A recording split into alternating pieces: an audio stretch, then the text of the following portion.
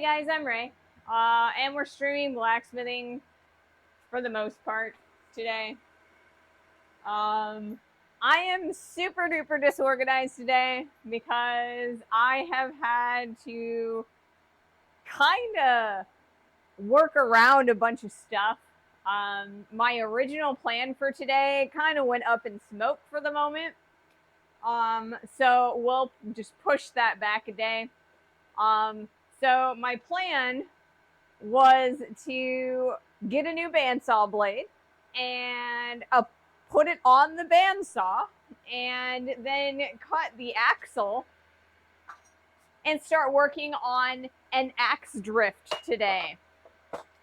Because my, as some of you know, I am involved in an Instagram blacksmith project group, or I guess blacksmith challenge group over on Instagram. And this month's challenge is an axe.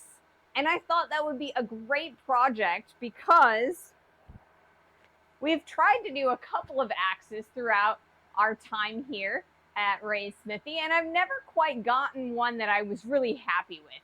Our last one, which is the one that's on the wall right there, this guy, cut axes with my angle grinder.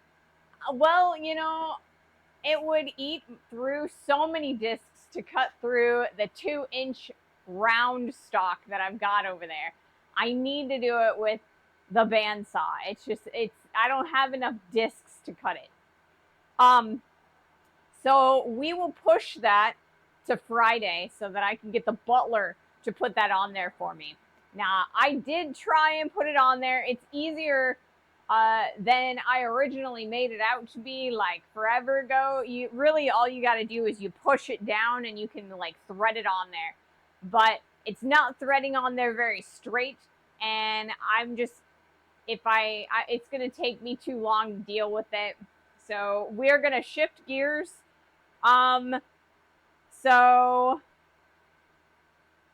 either I've got a piece of sucker rod and we can make a slot punch out of that, because another project that I have for the future after we've done this axe is I want to do a pair of pliers that are a box joint where you slip it through using a slot punch. So I'd like to do that.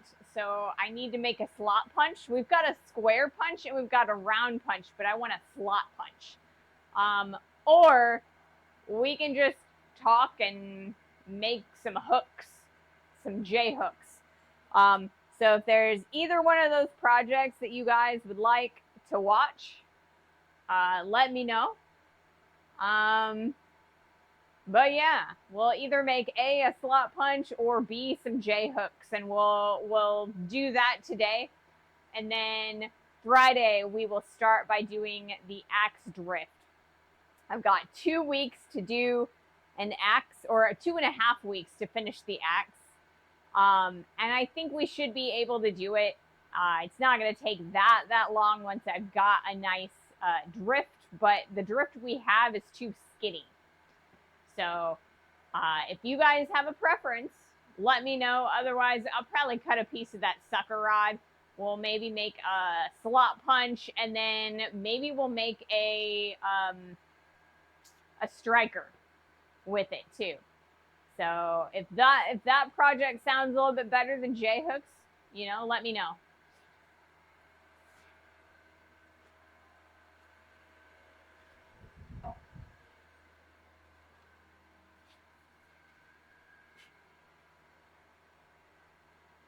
You know what? I don't have my torch out here, so I can't even light the forge. Give me one moment. Yeah, I'm not having the greatest day today. I'll kind of talk about that a little bit later. Give me just 1 second, though.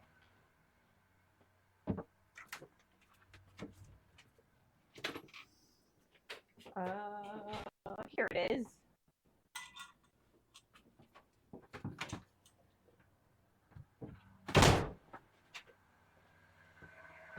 So, Monday's stream was, I canceled that because I wasn't feeling amazingly great. I'm still kind of, but I'm feeling a lot better than I did then. We are experiencing some midday thunderstorms. We have been experiencing that over the past few weeks, where there's just like randomly a thunderstorm at like 1 p.m. here, which is like 2 Eastern. And they usually only last about 30 minutes to an hour. So I think it'll be all right. But if we have any like blinking of the power or, you know, the internet, you might experience some frame loss or some like buffering and slowdowns and stuff. That's probably on my end. Okay. Let me cut a couple pieces of the sucker rod and then we'll get started. Like I said, I'm sorry, my original project kind of, I'm having trouble with it. So I have to switch gears for a moment. I wasn't ready, so oh well, let's do this. Flexibility. It's one of those things, you know? You gotta be flexible as a blacksmith. So, I'm gonna pan the camera so you guys can kind of watch me. That's the window. It's way over bright. All right, there's that. So, this right here is my sucker rod. Sucker rod is used for oil rigs to suck up oil from the ground. And it is typically made of a steel called S7. It is a tool steel, and it makes great punches and chisels and things like that. It's also a tool steel, so I'm pretty sure that we will be able to... This is a disaster over here. Apologies, guys. But yeah, we should be able to make a good striker out of it as well. All right. I have got a disaster going on over here. Let's see. I think we'll be all right. We're going to cut off about that much. We're going to get a nice slot punch out of that. Let us unplug this guy and plug in this guy. Right now, I can't see you guys' comments, so I will get to that in just a second. Let's do this.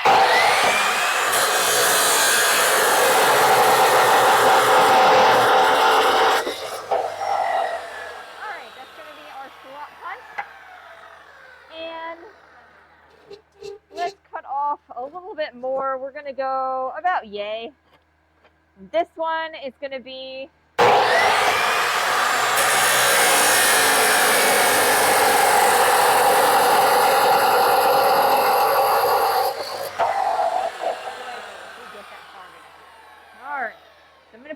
over on the anvil. We're going to start the forge, and we're going to start hanging out.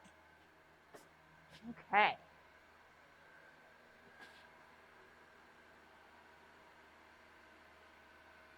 Slow pan, or probably too quick of a pan. Okay.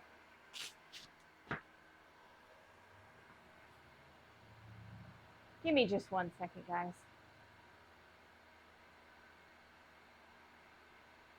You might see some craziness going on. I don't know. It'll probably blink a little bit.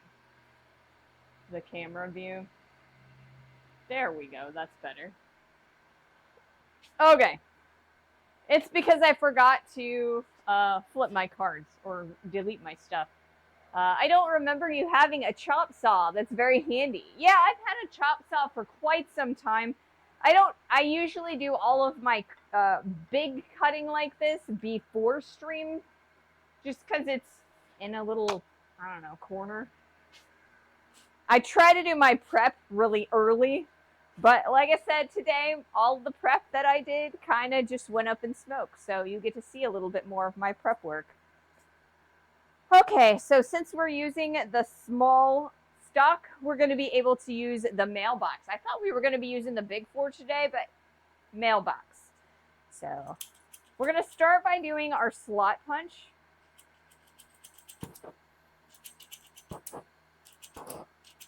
Come on. Okay.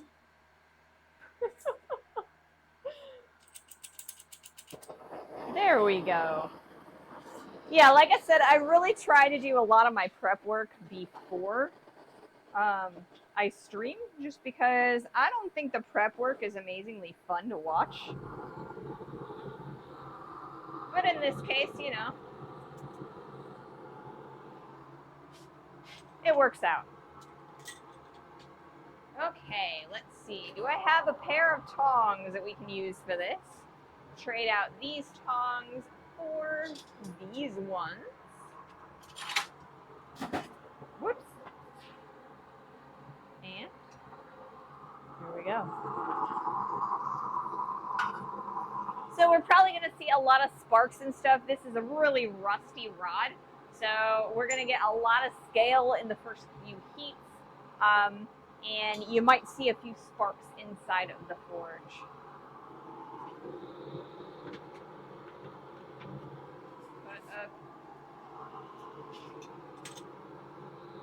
The torch. I brought the torch for my 4th of July picnic or grill out, and I forgot to bring it out. So, and Monday we were going to go out and play with the coal forge, but unfortunately I felt really awful. Like, it was hot and I felt lightheaded and dizzy, so it just was not safe to come out here. So unfortunately I had to cancel, and the butler's like really, really like sensitive about that sort of stuff. So you know, it was just safer for me to cancel Monday. So we are back today. But unfortunately, we did miss the forge welding day that I had planned. All right, so there's that. I'm not going to put this necessarily away, but I will move it so that I'm not risking knocking it over. And this is the dull one, so that is going to go over in the scrap bin. We might play with it a little bit later. Bandsaw blades actually have a lot of nickel in them, so they're very good for a little bit of Damascus steel. You can kind of put a few of them together as a layer if you are trying to make some pattern welded steels. So I like to save them, but yeah. So like I said, today we're kind of playing things by ear, a little bit off the cuff. Over the next several streams, we are going to be starting a new axe. This is going to be a small axe, not anything like that big of an axe, but a little bit smaller than that, probably like a hand axe. But yeah, I want to try. I've wanted to try another one for a while now, and the Instagram challenge is going to give me an excuse to do so.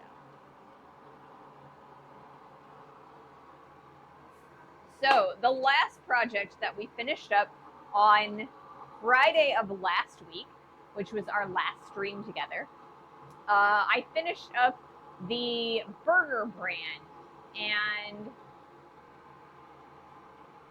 do you have to cut saw bands before you layer them, or can you just fold them? You could just fold them, but I personally like to cut them because if you in order to fold them, you're going to have to heat them, and because they are so thin, they develop scale like that, right? So it's just easier to cut them into length and like layer them in your sandwich while it's cold. Then you weld it together and then you can heat it up and get it ready for your forge weld. So yeah. What else was I?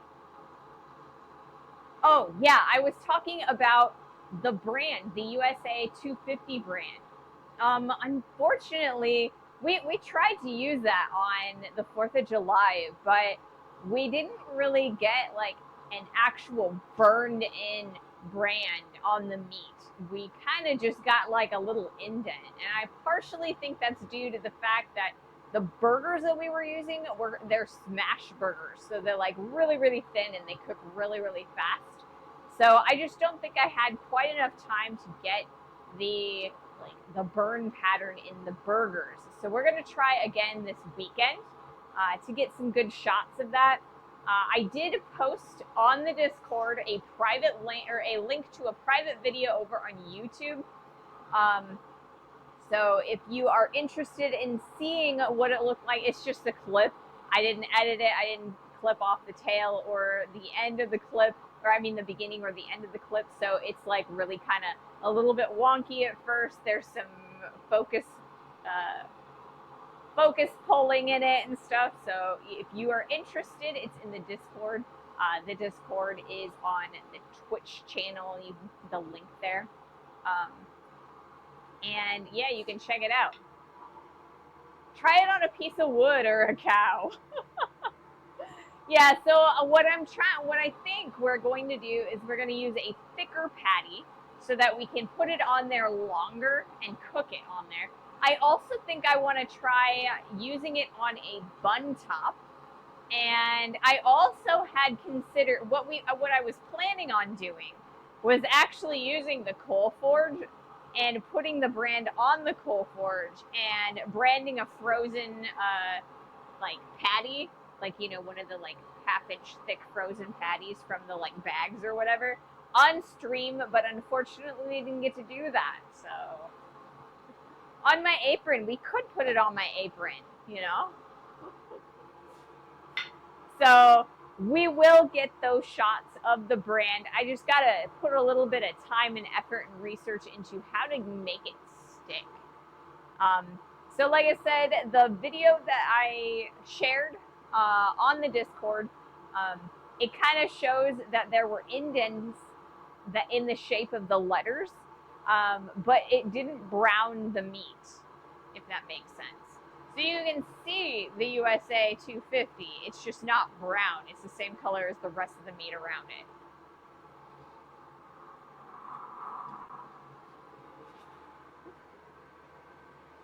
Honest to God, I am terrified of cows. I won't lie, guys. They're huge, they're heavy, and they can be really mean. So branding the apron is probably a better bet, I think.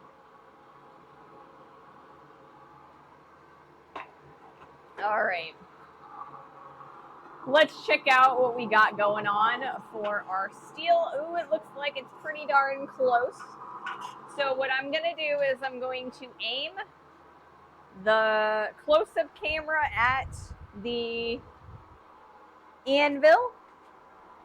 Ooh, I have the fan blowing directly on me right now as I'm doing this. It feels amazing. It is like super duper humid right now, and it's like in the upper 80s Fahrenheit, so I'm just kind of like basking in this cool air here.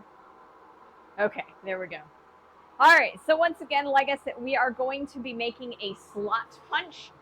So basically it's just we are squishing in the end into a rectangle shape. And this is so that we can create holes that are rectangular in shape. A lot of times you'll see me punch round holes. I mean, this is the same concept, only we're making like buttonholes so we can expand them open further. All right, so let's do our first heat. Okay, I am. Okay.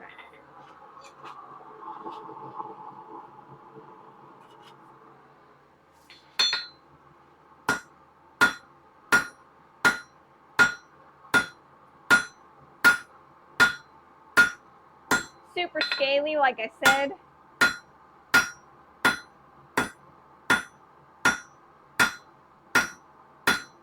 This is one rusty piece of S7.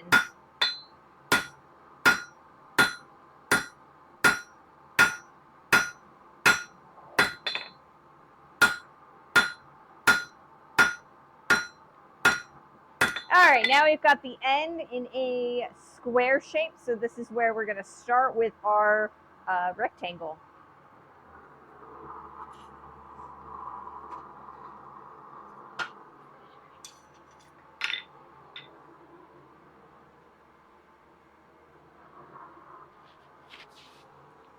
Let's see. Do I have? I do. Here's the can right there. So we should theoretically even be able to quench it. So I've got a can. So we're only going to be like hardening and quenching the like last couple inches of this. So we're not going to fill the can all the way. We're not going to harden the whole thing. We're just gonna harden the end a little bit. So we should be able to harden and temper this piece in one stream. We'll see how far we get. We might have a chance to try and see if we can't make a strike or two, but we'll see. It's going to be one of those one stream projects. Oh, I didn't even change the stream title, guys. What am I thinking? Let me do that real fast.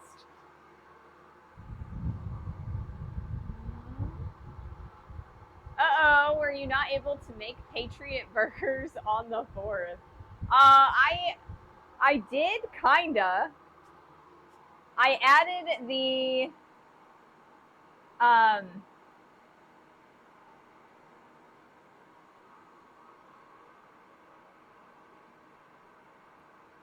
a video of it on the Discord.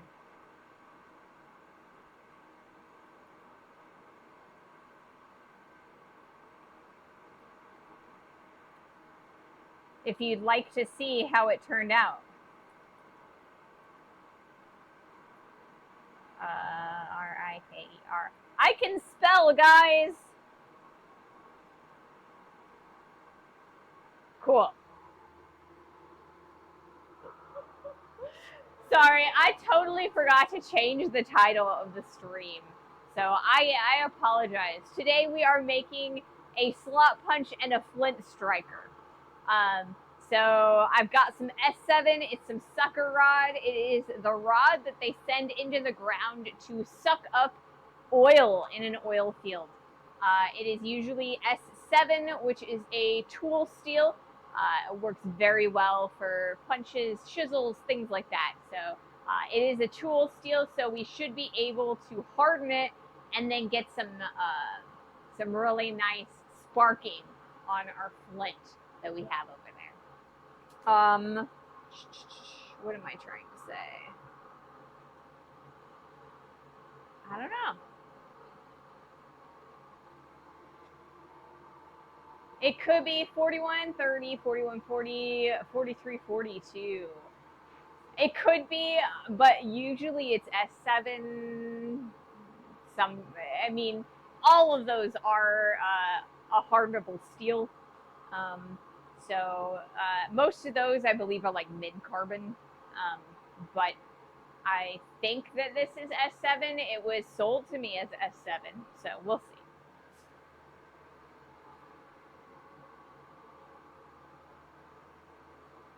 You'll know if you file it when it's cold. Yep.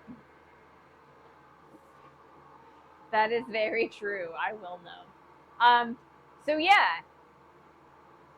How? So if it is a if it is S7, S7 is a very high carbon steel. So if I file it, the file should skid right off, right? A mid-carbon steel is going to be a little bit softer, and it will bite into the file will bite into it a little bit further. So that is how you can tell like a high carbon from a mid-carbon steel after they're hard, I guess. Yes, S7 is air hardened.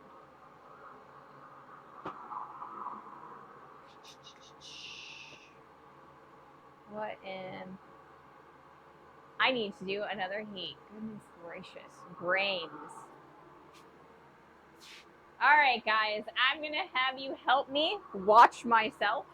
My brain is a little bit odd today, so if you notice me doing some strange stuff, let me know if I don't notice it first.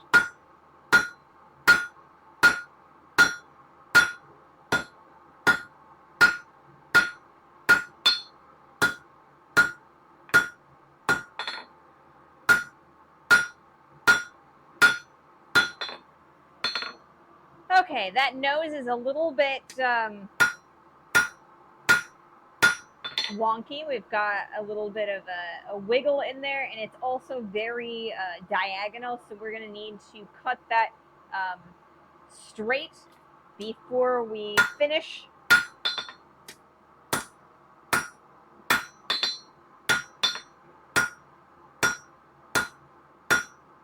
But we're also a little bit wider than I want a nice slot punch to be, so we've got a little ways to go.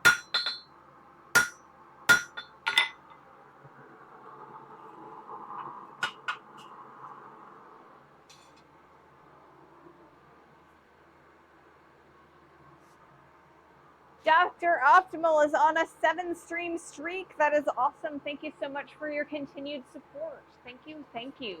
Also, speaking of support, I have noticed that there's been a significant portion of you guys that have been watching my VODs when I post them on YouTube. And if that is you, thank you so, so much. My metrics have been telling me that my watch time on YouTube has been going up significantly over the past couple of months. This is amazing. Thank you guys so much. That is the metric that I still need to get higher so that I can monetize my YouTube channel. So thank you guys so much for your continued support watching my channel for a long time.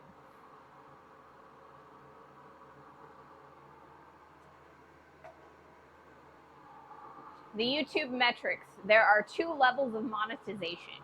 The first level is 3,000 watch hours in a 365-day period and 500 subscribers.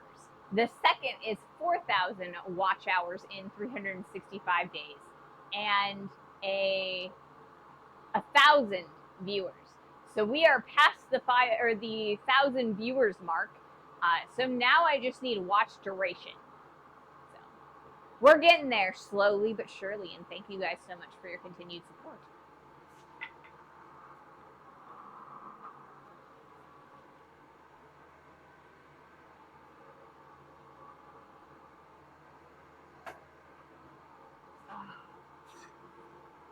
Super, super warm today. I've got 2 mugs of water prepared. I got this one, I got another one in the fridge, and then I've got 2 Gatorades as well. We went to Sam's this week and we got different flavors of Gatorade. Normally we get the red, yellow, and blue flavor combination. This time we got some kind of berry thing. They got like a cherry that's red. They got some pink flavor, which I don't even know what the flavor is. It's one of those weird like Frost, you know, the blue, it's called Frost or whatever. The pink one has another one of those weird adjective names or descriptor names that it doesn't say what fruits it's supposed to be. And then there's like is it a purple one or is it a blue one? I don't know. It's like a berry. I'm very curious. I haven't tried it yet. I think it's a new summer flavor pack. All right, let's do another heat.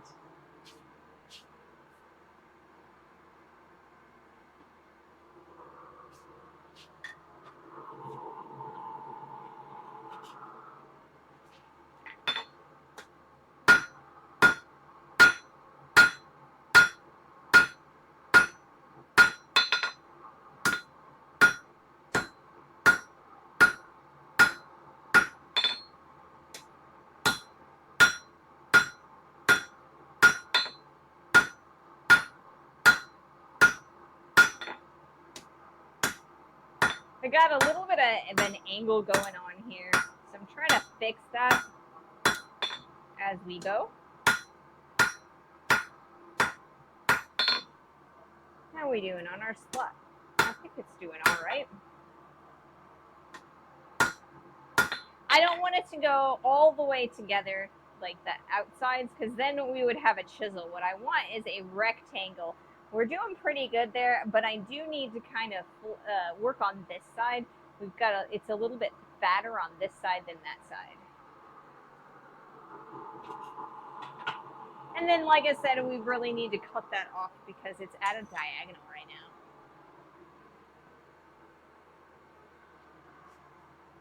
Summer Shandy? I don't know. I don't know what it is.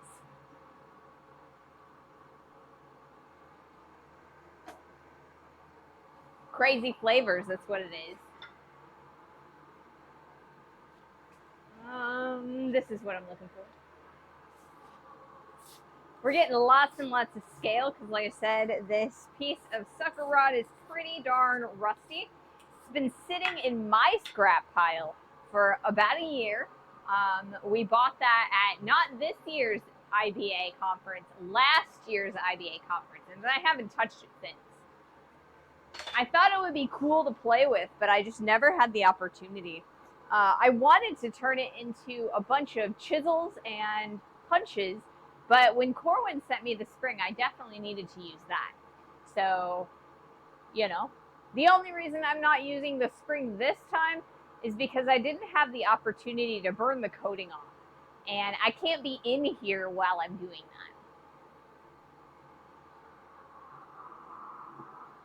that. All right, so we've got an ad starting in about a minute. So once that ad is over, what we're gonna do is our next heat. I'll probably change the angle of the camera though. Probably do a couple more heats, cut off the tip, and then we will do some heating and tempering. I also want to bring in the outside or like the other end a little bit. Kind of cut back on the mushrooming that usually occurs when you're using punches and chisels.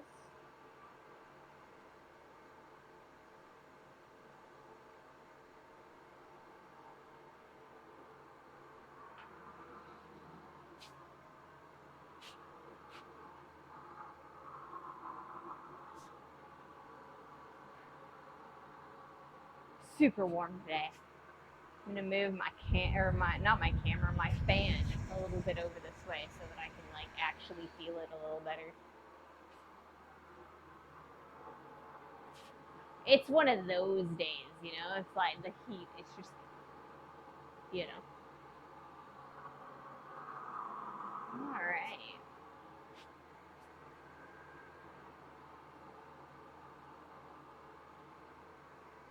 I'm not sure if the thunder has stopped or if I just can't hear it because of my hearing protection.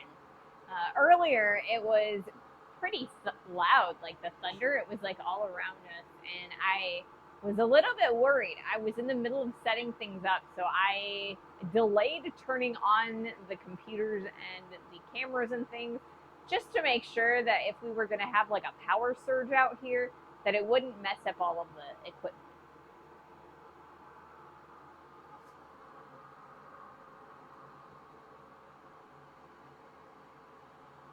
Let's see, what else has been going on?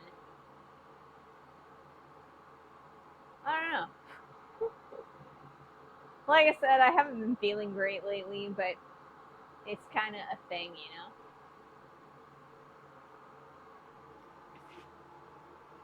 Super glad to be out here, though. Definitely worth coming out here. All right, let's do another heat.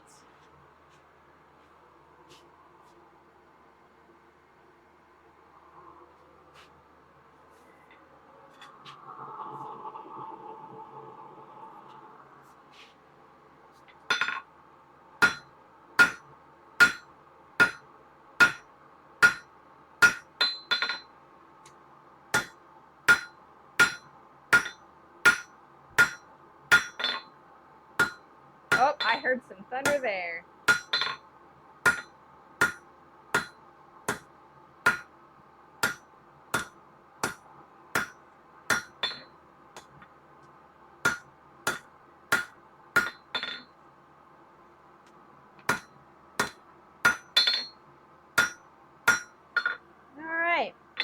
So our slot punch is pretty darn where I want it to be shaped. We do, like I said, we do need to nip off that end so that it is nice and flat. Right now, if we were to hang on to it like a normal punch, it would be at an angle. We definitely don't want that. We want it to go straight down. So I think we're going to nip that off with the angle grinder. But first, what we're going to do is turn this around. And we're going to take a look at this and hammer this in a little bit so that when we hammer on top of the chisel, as that material spreads out, it won't spread and mushroom for at least a little while.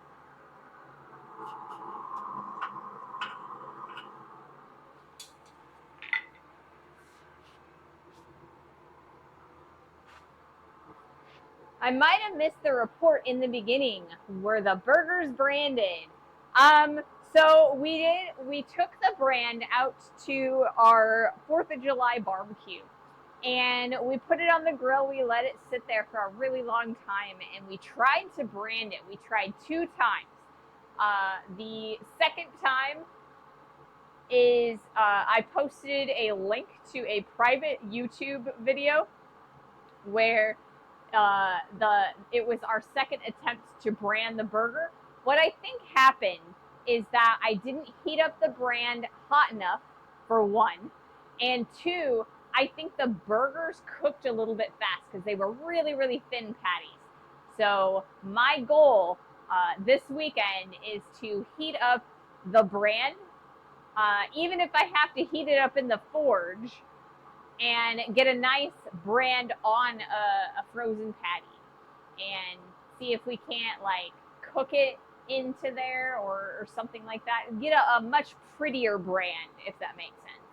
So if you want to take a look at our second attempt, it's in the Discord in the general section, and you can watch the little video. Shouldn't branding a bun be easier then? Yes, I think it would be. We did not attempt to brand a bun, and I think we should have.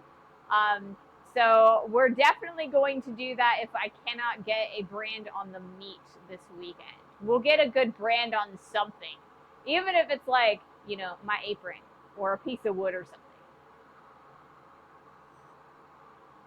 We'll see. That is the video that I am editing for next Wednesday, so I will put that video out with as good of a brand as I can get this weekend. Like, as you know, the last beauty shot. This week I got to interview Ben Abbott, who is the host of Forged in Fire. I got to meet him at the AACB conference, the Appalachian Area Chapter Blacksmith Conference.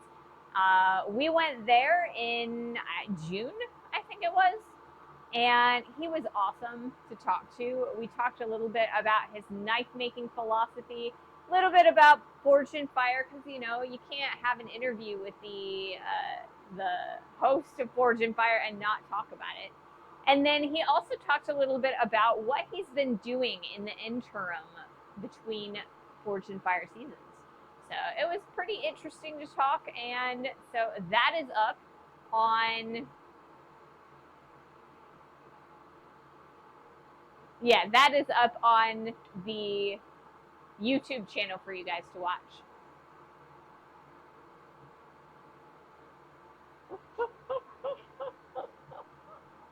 Random person on the street. Youch! What does this crazy woman do? Right, need to brand something. Yeah, I don't think I'm gonna be, you know, I'm not gonna brand a random person. That just seems a little bit violent and unhinged to just randomly brand somebody. Yeah, not. I may be crazy, but I'm not that crazy. All right, let's forge in the end of this slot punch real fast. And then I will pull out the angle grinder.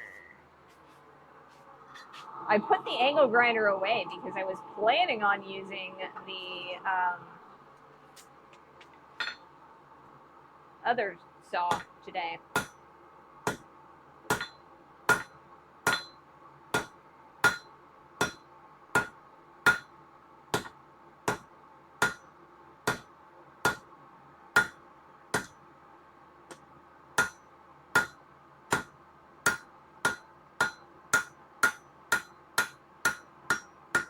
Alright, so we are chamfering in the end of the slot punch so that it takes longer for it to mushroom. So there's that. So the next thing that I think that we need to do is probably cut off the end so that it is nice and straight and not angled like that. So I'll probably put that right there. And we're going to take the other piece of S7 that I have laying around somewhere. What did I do with it? I don't know. I don't know what I do with it. Oh, it's right here. And heat this up. We're going to turn this into a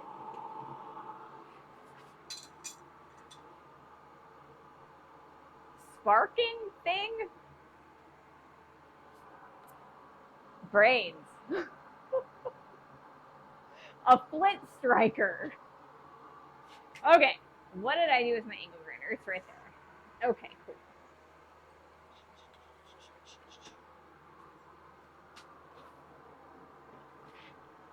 And I think that's going to be an alrighty sort of thing or blade. Speaking today, goodness gracious.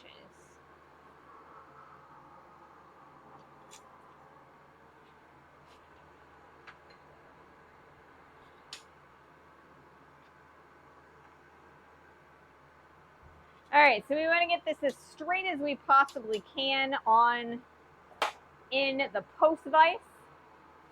Does the Flint striker need to fit into the tinder box with no lid? I don't know. I think this one's going to be a bit big because I cut off a lot of material. I might end up like cutting in half, like maybe making two or something. I don't know. This is a lot of material.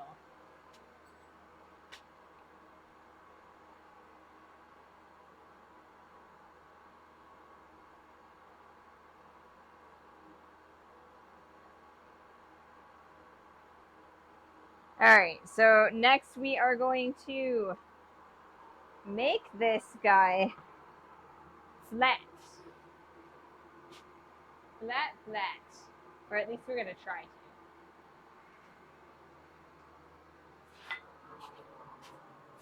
Oh, I don't know why I changed the angle or to this close-up cam yet. I haven't even plugged in the angle grinder. Goodness gracious. Ray is disorganized today, guys. Ray is disorganized today. There we go.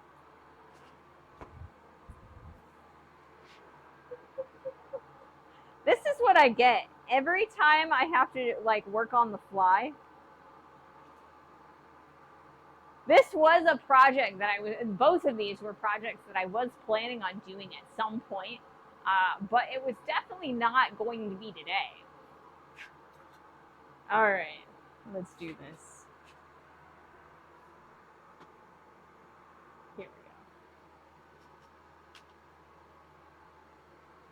go. Oh, dummy.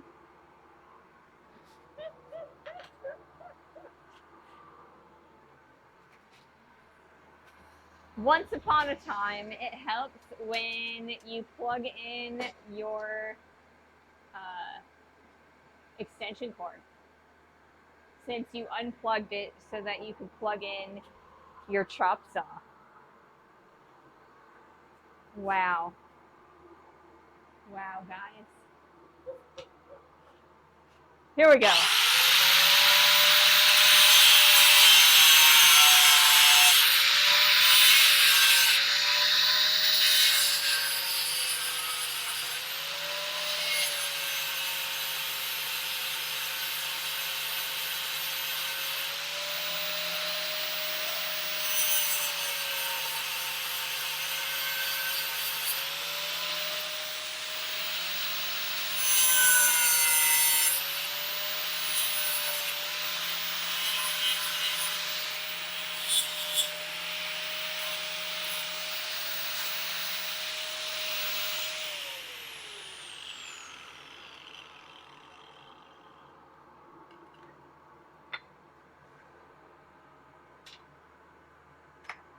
All right.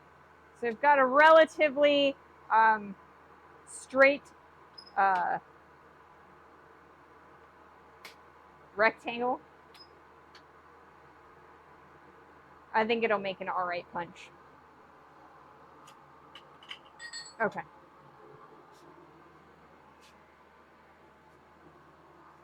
I do think, let's see.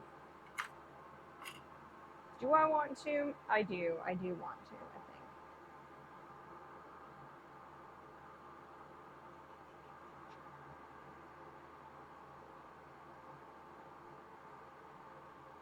I think it's all right. I think we're all right.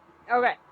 So the next thing that we're going to do is we are going to normalize it. We're going to heat it up and allow it to air cool.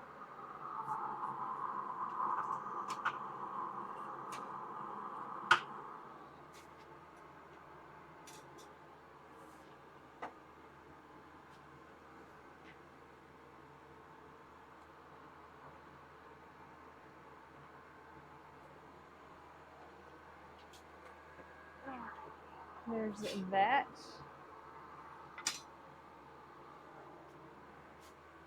And move the camera back over to the anvil.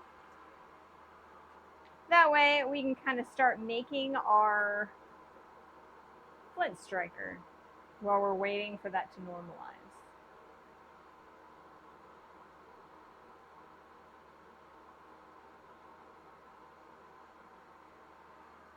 So, there are a couple of designs of flint strikers.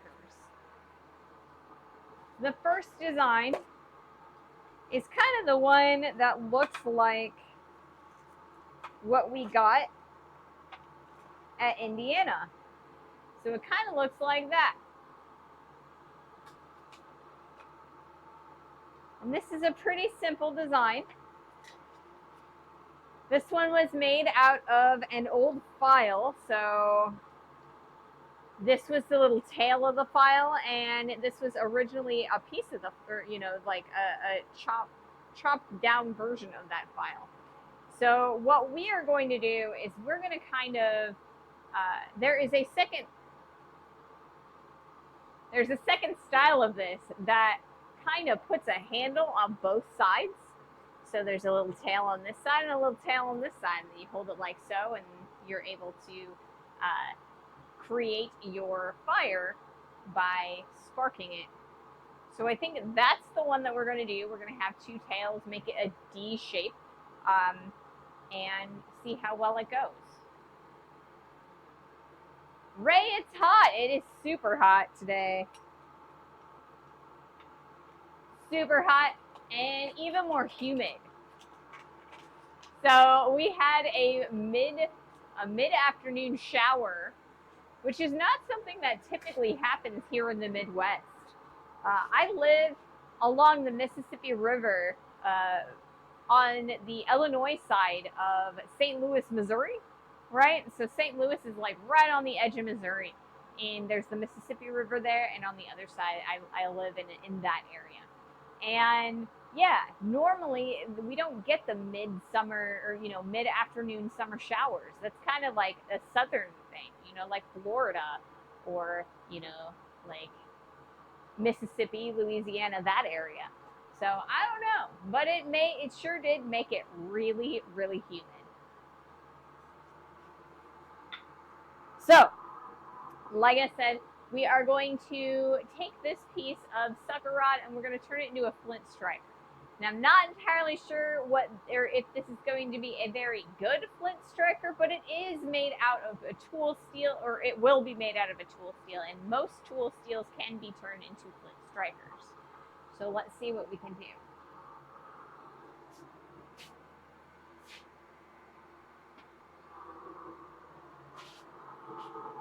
All right, how is that looking? Almost there. I'm going to pull that out for a little bit so that we can pull out a piece of steel. And that can probably normalize from there.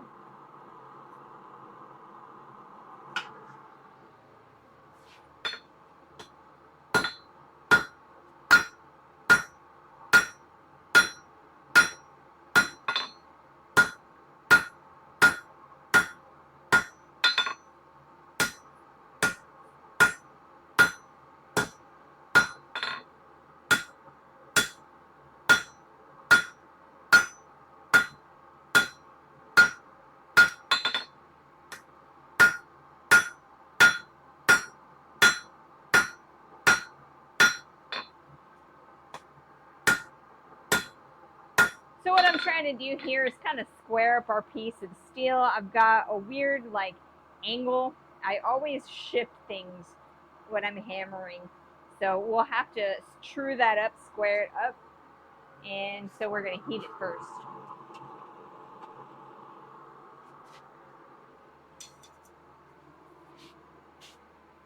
So one of the properties of S7 is that it's a lot harder to forge than mild steel or even 4140, which is a mid-carbon steel. And I can definitely feel that this is a relatively hard piece of steel. It's not nearly as bad as the A2 that we sometimes work with. It's also not quite as bad as our what was that? The submarine steel. So this one here, I think it's S7. What did I do with my water? It's right there.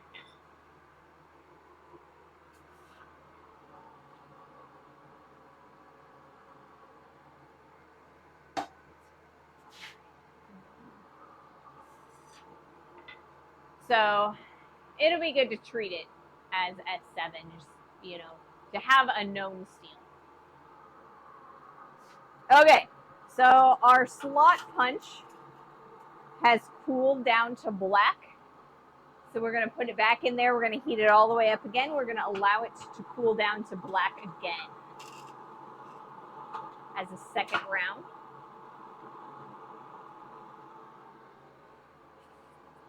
So how about you guys? You guys from the United States, what did you guys do for the 4th of July? Anything cool? There were so many fireworks this year. We were coming home at around 10 o'clock from our barbecue, and so many people were like just blatantly putting or like setting off fireworks in the middle of the street or like right next to the street. And here on the Illinois side, fireworks are actually illegal. So we can only have like snakes and sparklers and like little piddly fireworks, like the toy fireworks you give to your kids, right? But these guys, they were shooting off professional grade, like giant fireworks. There were cups everywhere. It was kind of weird. I had never seen that many people blatantly setting off professional grade fireworks on a 4th of July. Most of the time when you see the big ones, it's like in somebody's back field or in a ravine or something like that. So it was rather odd. I was very surprised. But yeah. Anybody else have anything cool happen on the 4th of July if you're in the United States? I mean, it was just another Saturday if you weren't in the United States. I get that too.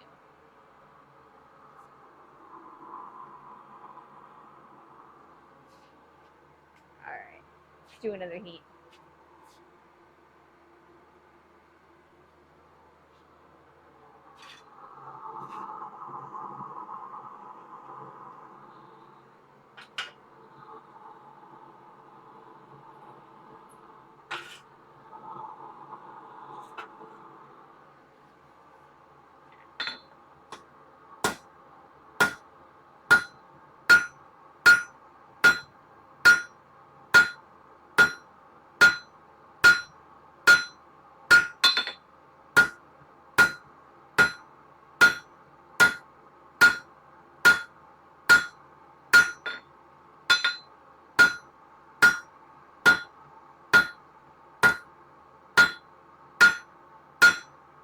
So I'm aiming to taper the end into a nice handle. We'll see what we've got left here after we've done that. I think that we should be able to get a lot of length on either side because this is a relatively thick piece of steel.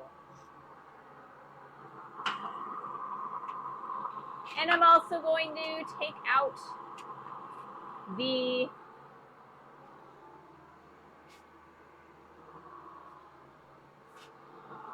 slot punch and allow it to cool down to black heat as well. Stick that right there. You can see it glowing. Last 4th of July get together at my mother-in-law's house since she just sold it. Oh, yeah, that's kind of sad, right? Selling the house. I mean, it's also exciting, you know. Definitely depends, I think. But in general, I think that it would be both happy and sad. You know, moving to a new place and leaving the place that you've spent so much time and have so many memories in. Rainstorms rolled right around sunset, so that kind of scrubbed a lot of plans around here. Yeah, I heard that there was quite a few storms on the East Coast on Saturday. So, but I mean, in DC, they still did their fireworks show. I heard it was incredible. Like, what was it? 800,000 fireworks? That is crazy. It's mostly sad for my brother-in-law that still lives in that town. Oh, that is sad. You know, when you're the only one left in your hometown.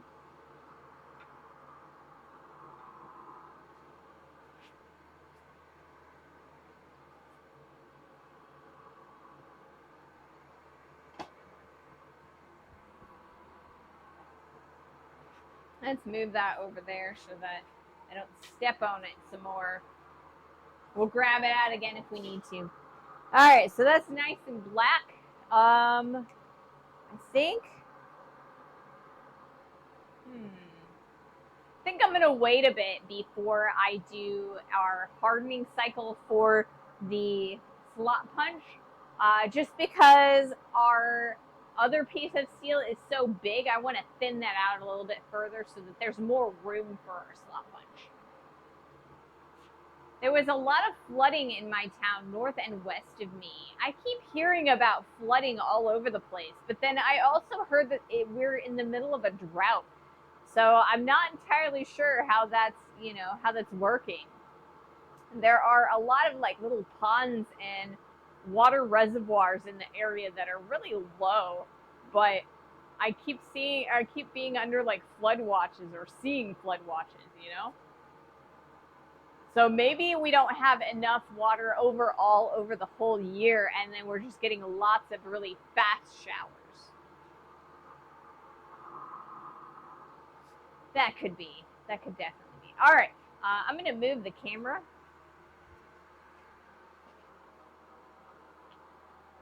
Again.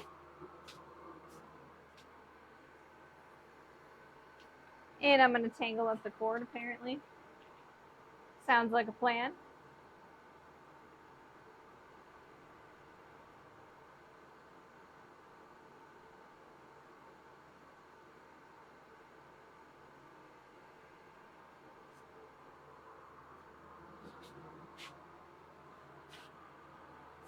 And let's see if I can beat the ad. We've got an ad that's going to be coming in about 3 minutes.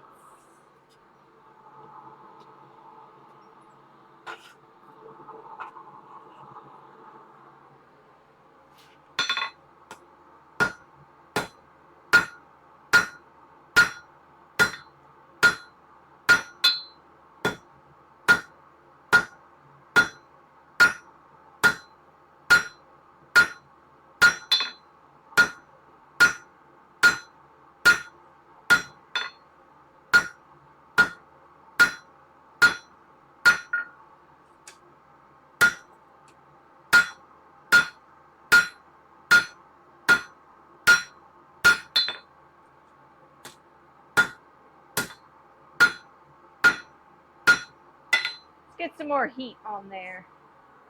Getting a nice taper though.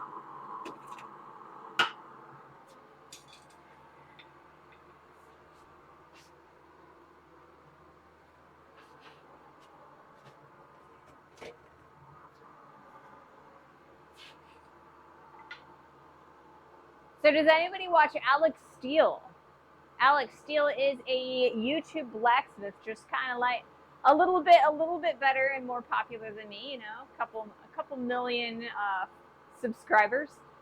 He actually did a video that was very, very interesting. I can't remember if I think it was last week, where he went to a steel alloy or manufacturer. So it's this like lab where they can create new steel alloys, and they were doing a bunch of testing and kind of trying to come up with a new alloy of 15 and 20, and for brighter Damascus patterns. Yeah, I said the metallurgy lab one. Yes, isn't that what? That was such a cool video. I can't help but think back to the pressure test where they were testing the amount of pressure to movement of the alloy, and just remembering that it takes twice as much force to move the metal the same distance after it's already been moved one time between heats. So I'm just kind of like thinking about that, and maybe I'll start heating my metal a little bit faster.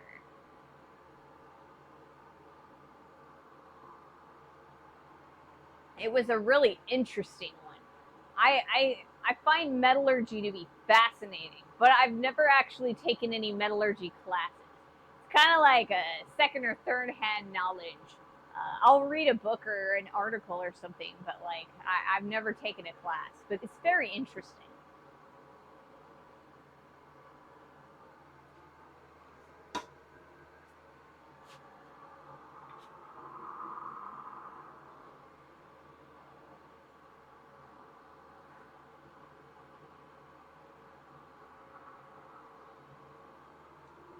Super warm today. I think the storm is completely gone now. I can see the sun coming out. Earlier, it was all thundery, so I guess the storm just moved on. Like I said, they're really, really quick ones. This one, the first thunder that I heard was at like noon, my time, which would be 1 Eastern Standard Time. And, or I guess Eastern Daylight Savings. Is that what we're on now? Yeah. So yeah, and it's completely clear now, I think. So it was like, what, 2 hours? I think we're at like 2:30, something like that. Yeah, we're at like 2:30.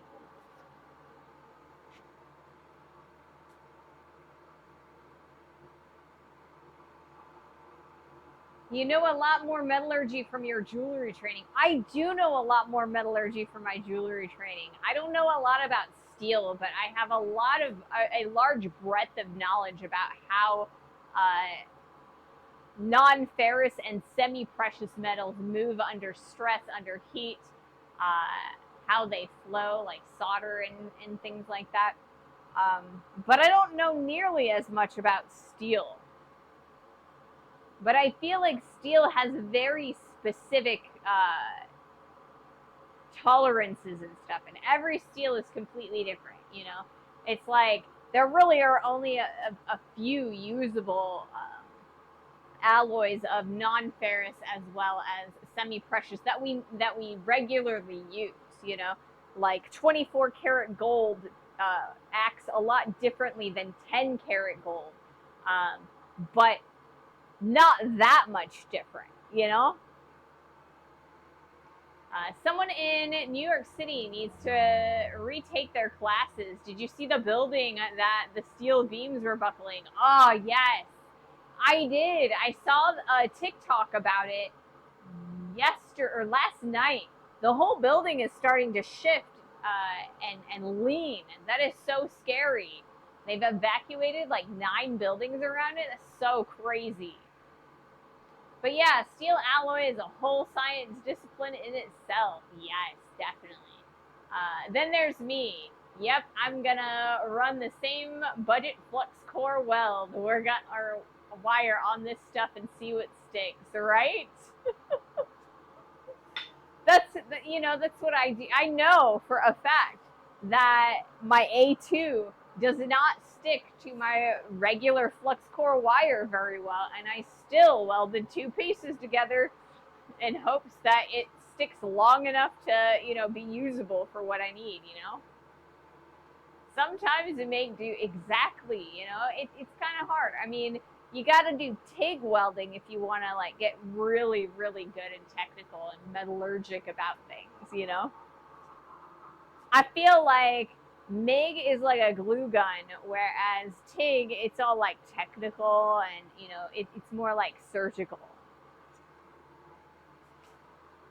Let's do another heat.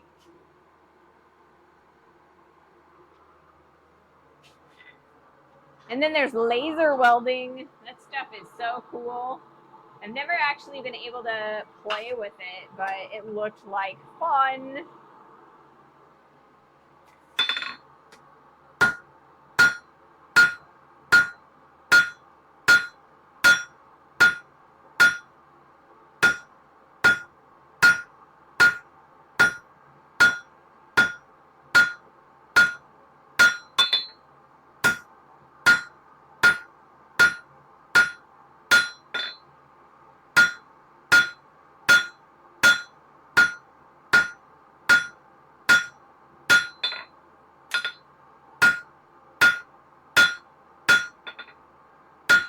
We're getting there. Drawing it out nice and long.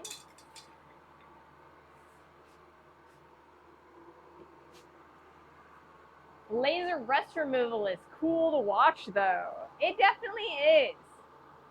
Have you seen it in person or just the videos of it? There's a part of me that wonders if the videos of the laser rust removal are sped up. Like a lot of times the press videos, they speed up the footage quite a bit in order to kind of move the action so that it shortens it and makes it exciting. So it makes me wonder if it takes as little time as the videos make it seem. You know, I've seen it; it's quick. That's cool. That is so cool.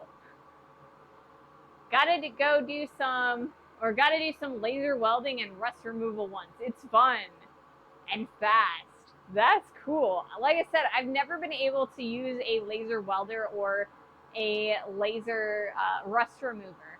We had an analog graver. I mean, I guess it was a CNC graver, but it was an analog tip. So it was just like a steel, hardened steel tip.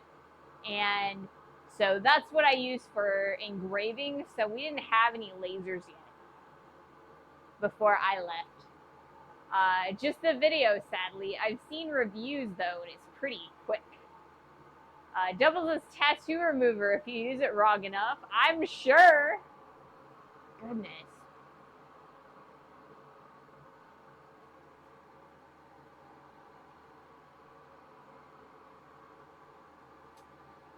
Hey, Blue Red Metal, welcome to the stream. I'm going to grab another water real fast, and I will be right back. It's getting super hot.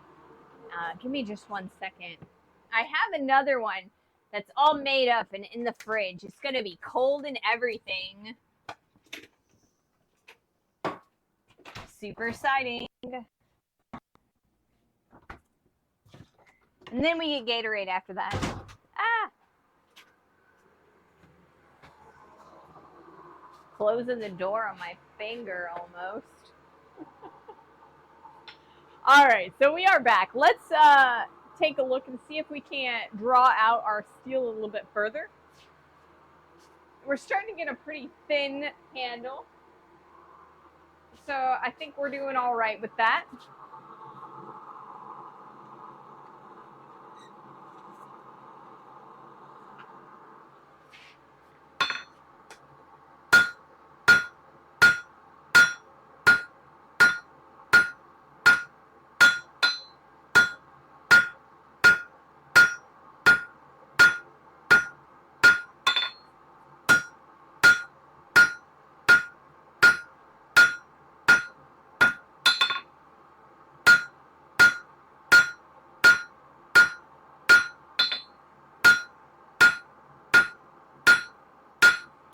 So we've got a nice handle that started there. So I think what we're going to do is we're going to bring that taper back a little bit further, see if we can't thin that out. I want to kind of make it a little bit closer to a square, even in that center, so that we can scrape off some of that material. That's how you get your spark. So, or actually, you know what? Let's turn it over and do a little bit of tapering on that end. Let's see, can I pick it up with this guy? I think so. Let's use these guys next.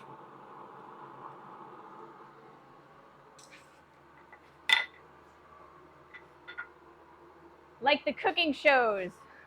This is one we prepared earlier, right? The butler told me I should do I could totally do my streams that way. You know, I could start doing stuff and then be like, just 1 second, and grab the next thing and have it ready for the next step. I don't think I want to do that. I think you guys come here to watch me do it step by step and like every heat and stuff. Maybe sometime if I'm doing a demo, you know, I can prep all of the things. That way it saves me a little bit of time. So because when you're demoing, you only get or at a conference, you only get 2 8-hour days. And I can't work a full 8 hours anyway. So, maybe hands and pansing it. That's what those videos are called, on the Facebook and stuff, where you got the cooking and all you see are the pans and the hands. They call that hands and pans videos. They only cost like $220K. Yeah, the laser rust removers and the laser welders. That's another thing I'd like to get my hands on is a coil forge, right? Like the induction forges. I would love to get one of those guys. But those are also like $20K when you get a really good one, because you got to have that water cool and stuff. How about a Sue Smith, right? I could totally have a Sue Smith where my Sue Smith is getting all my stuff ready, chopping up all of my, doing my basic tapers and things like that. And then I just get, that would be cool. Doing a demo in forge welding, and my Sue blacksmith has already put the scarves on it. That'd be good. I could get used to that.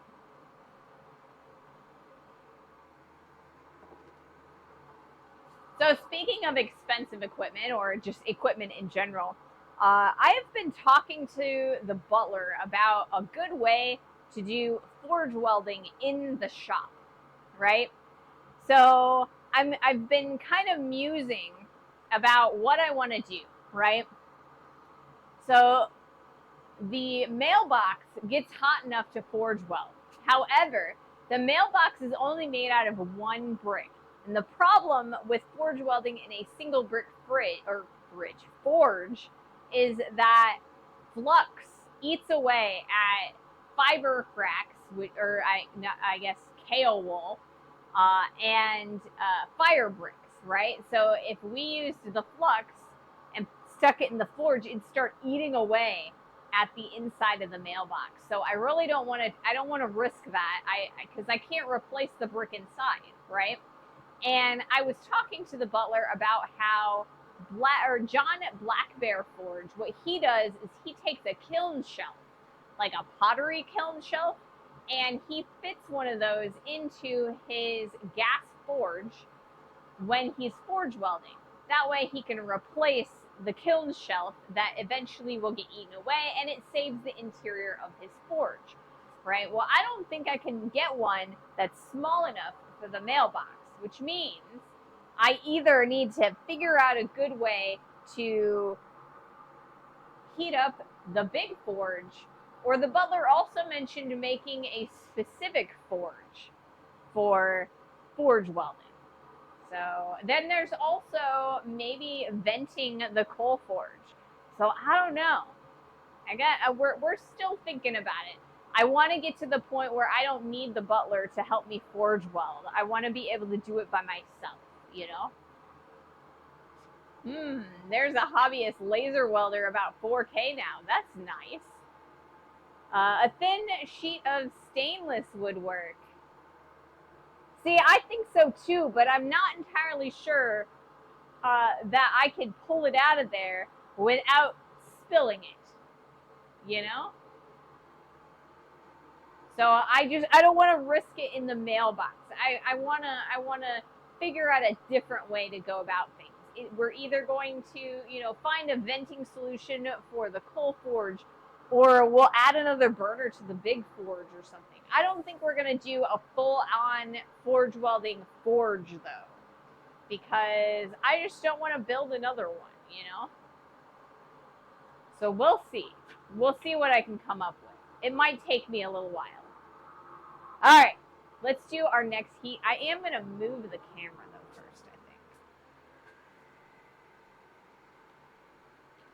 I think I haven't decided whether it's going, or I guess it's not that I decided. I haven't done enough research. That's what I'm trying to say. To figure out whether it would be cheaper to vent the coal forge or put a second burner in the gas forge, if that makes sense. I think I could put a front burner, or a burner in the front, and get enough heat in the big forge. But I don't know if that secondary burner is going to be cheaper than buying the ducting that I need to vent the coal forge. So I'm figuring it out.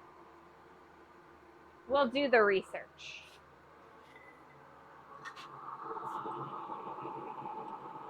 Because I really, really want to do some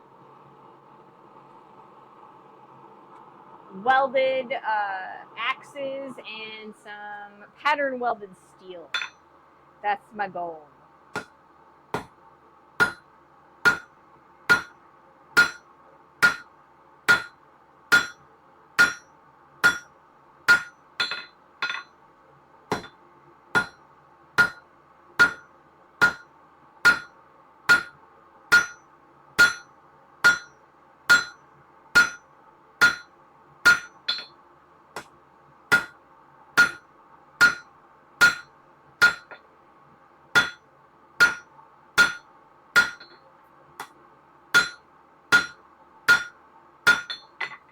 Get some more heat. I told you guys last winter that my goal was to do some pattern welded steel by the end of the summer. And it's definitely not looking like that's going to happen right now. We're already well into July, and I don't have a good way to do that yet. So I'm still doing my research. I'm still trying to figure things out. But that is my goal, is to get a way to forge weld by myself, so I don't have to rely on the butler every time, you know? Now that's also why I prefer the idea of putting a secondary burner in the big forge, right? Because if I can put a secondary burner in the big forge, then I can talk to you guys, you know? And I don't have to worry as much about burning my stock completely, and tending that fire, right? If I just vent the coal forge, then that means I have to be paying way more attention to the tending the fire, keeping it clean, keeping it nice and hot, and the coal where I want it. So I'd rather do something with gas.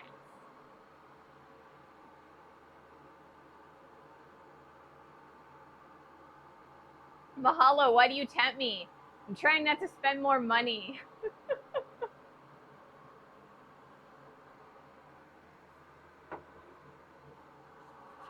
The butler keeps talking about getting a 3D printer. That's another really expensive hobby. I'm just like, we have too many expensive hobbies as is, Butler. We cannot afford that one. But if we end up getting one someday, I will totally use it to print positives and we'll cast them. Cast them in metal.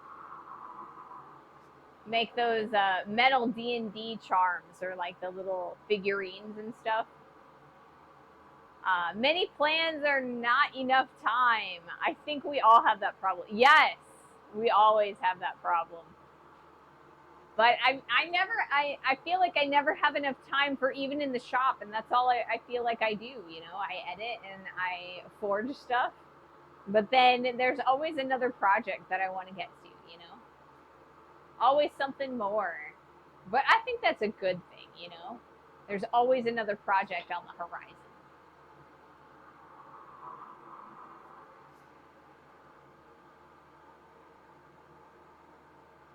All right, let's do another heat.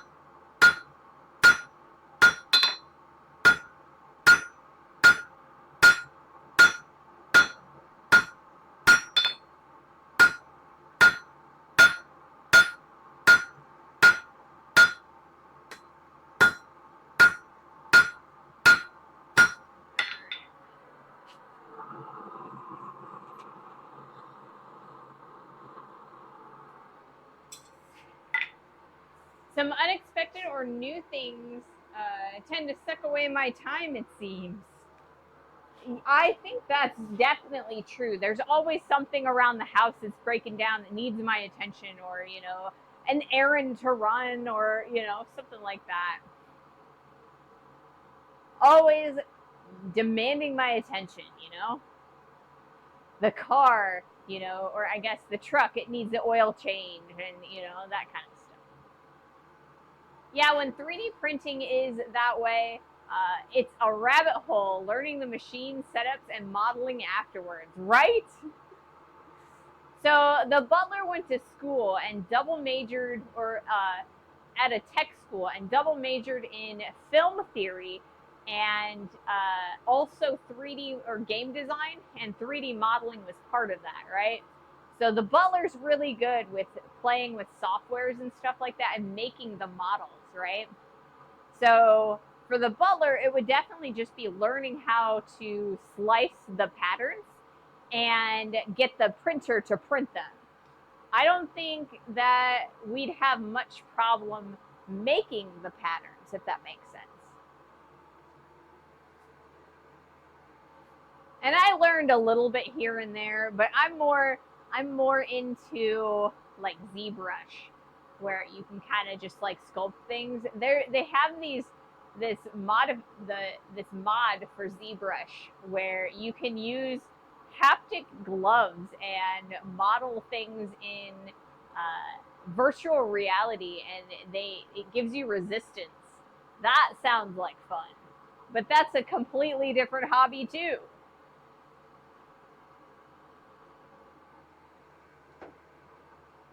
Such a rabbit hole.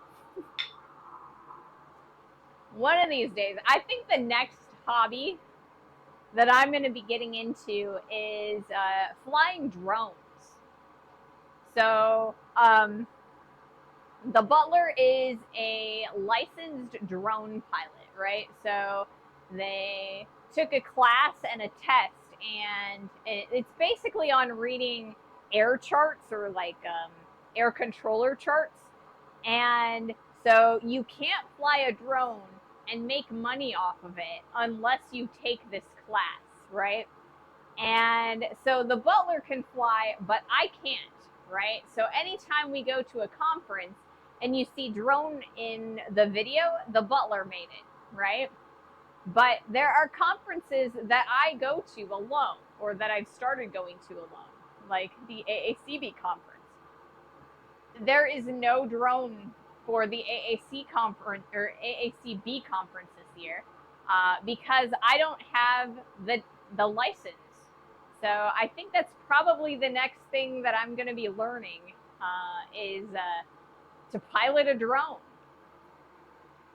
Glass Canaan, thank you so much for that raid. Welcome in, everybody. Hey guys, I'm Ray. I am a blacksmith. I stream Monday, Wednesday, Friday from 2:30 Eastern for about 2.5 hours. Today we are working on a Flint striker. So I've got a piece of S7 in the forge right now, and we're drawing out handles. We're going to kind of curl them up, and then what you can do with it is you hold it by the handle, you take a piece of flint, and you smack them together kind of. Yeah, and the flint will peel off pieces of steel and create sparks. So that's what we're up to today. Thank you so much for raiding and welcome in. Hello, hello. Alrighty, let's do another heat. And then I'll probably move the camera as well here shortly. So yeah, I need to learn, or I need to take the test so I can have a license to fly a drone. It would have been real cool to see the historic buildings from a drone.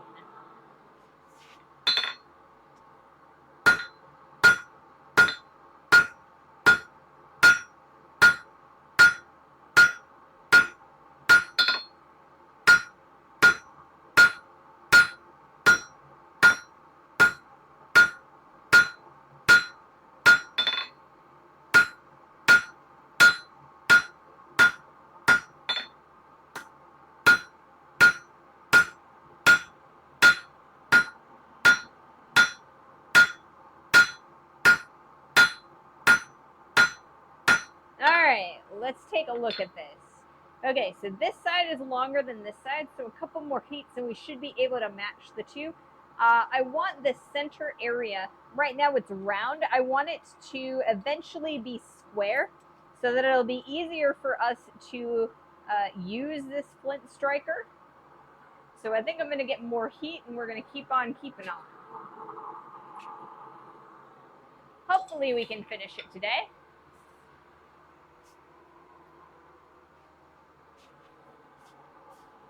If not, we'll finish it up on Friday's stream before we start working on our axe drift.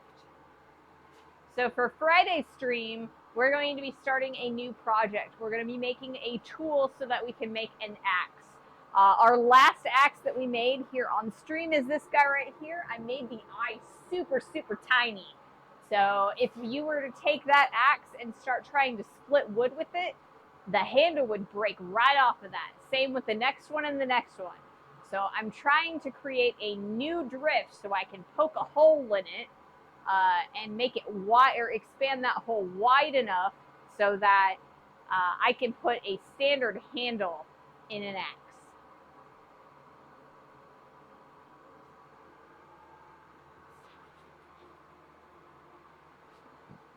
Got an ad starting in about 3 minutes, it seems.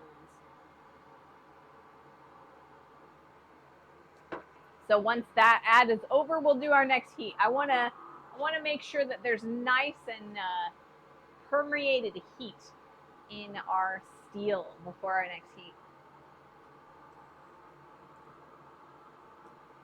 It's like we got about an hour left in the stream to finish this guy. I think we're doing pretty good. I think we'll be fine.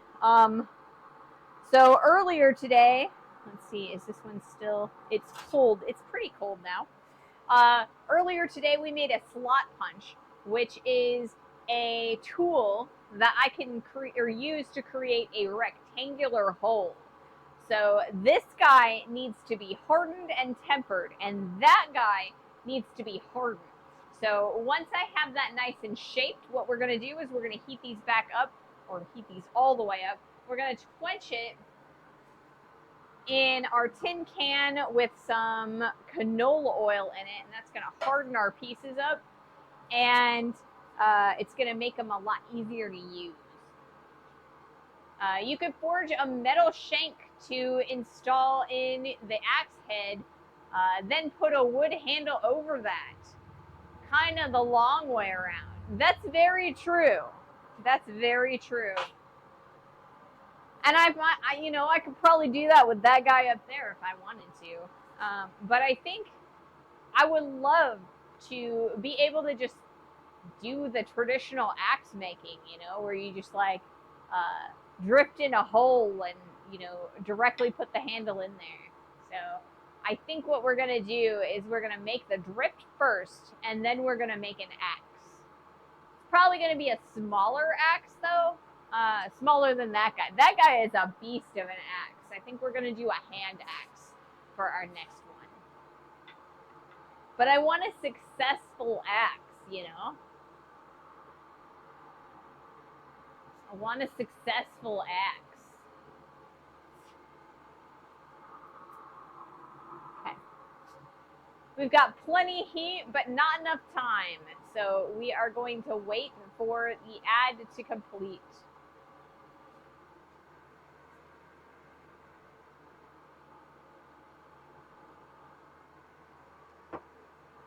I'm also debating if I want to make an axe, like a genuine axe drift, or if I want to turn it into a hammer drift. Because I can pinch in the hole for a hammer drift, but I also want a nice hammer drift. So I think the best way to do that, though, is to make a specific axe drift and a specific hammer drift. I think I need to do things the right, correct way, and not try and be clever to save material. No, I gotta do things the right way.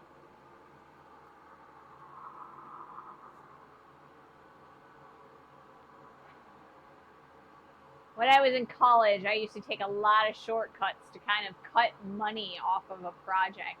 I was pretty poor when I was in college, and I didn't have a lot of money for materials. So I would try and cut corners so that I could save a few bucks in my projects. And a lot of times it would turn out that it was either the same amount it would have been to begin with, or more money that it cost me, because I tried to cut those corners, and those corners are not there to be cut for a reason. It is a hard lesson to learn, though. I still struggle with that one sometimes.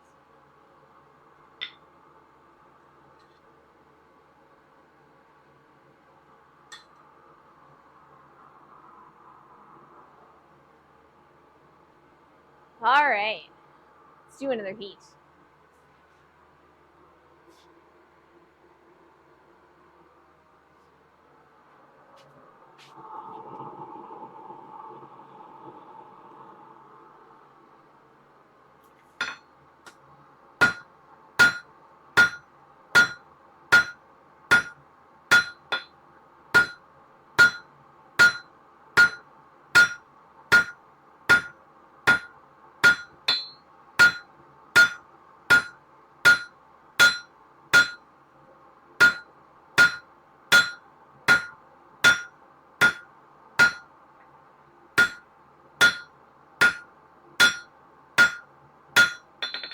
All right, we're starting to get a lot closer on both of those sides.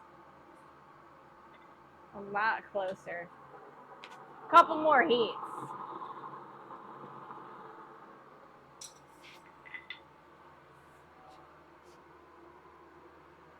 I'm always testing the line between frugal and adequacy, right? Definitely, there is a definite line there. And I feel like it's always one of those, like, if you go too close, you're just going to go too far, and you're just going to fall off, Hey,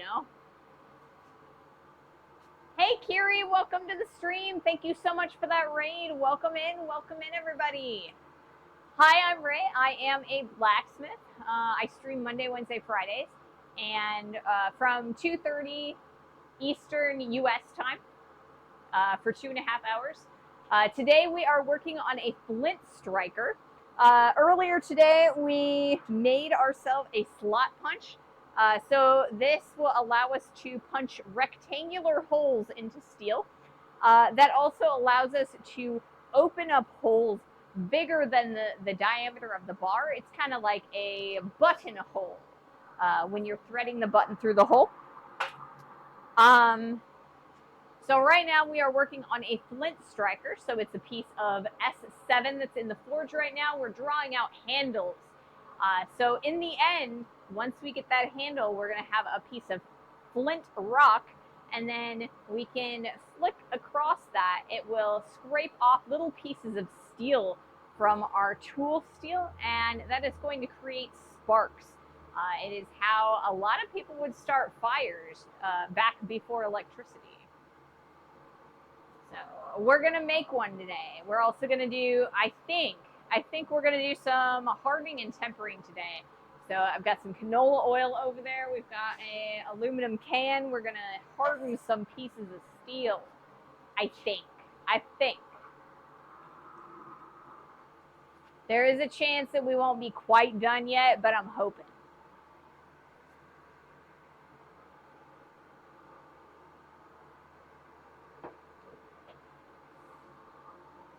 So, Kiri, what have you been up to? Any good stone setting, or are we doing some other stuff today? What did we finish? Let's do another heat real fast. I think this will be the last heat on this particular angle, and then we'll move the camera. Got to get some variety.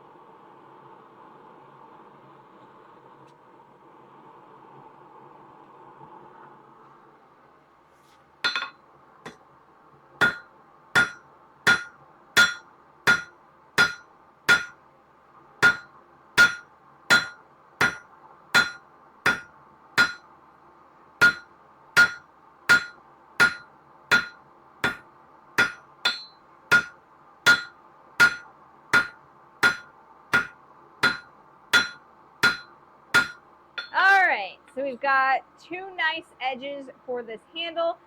What we're gonna do next is we're gonna turn this around. We'll heat up that side again, and we're gonna start working in this center area a little bit. We're gonna square that off, so it's gonna be a lot easier to scrape those pieces of steel off of the hardened surface to get those sparks.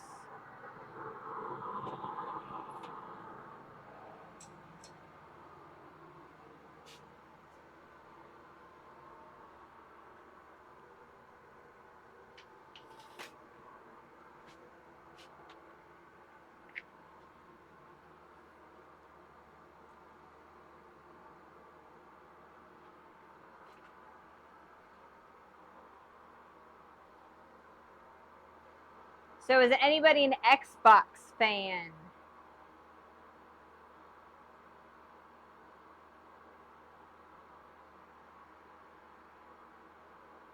Anybody play Xbox games or any other games that have been affected by the Xbox layoffs? It's a little scary, you know, hearing that Xbox and Microsoft is laying off 1,600 people. There was some workshop moving going on. I see. Interesting. There's a few things I still need to do to move some stuff around in my jewelry shop, as well as this shop, to make them a little bit more efficient.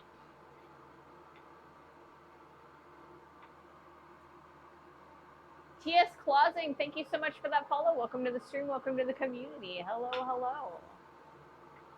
Yeah, so Microsoft laid off a whole bunch of employees in their gaming divisions. So a couple of my favorite games were affected.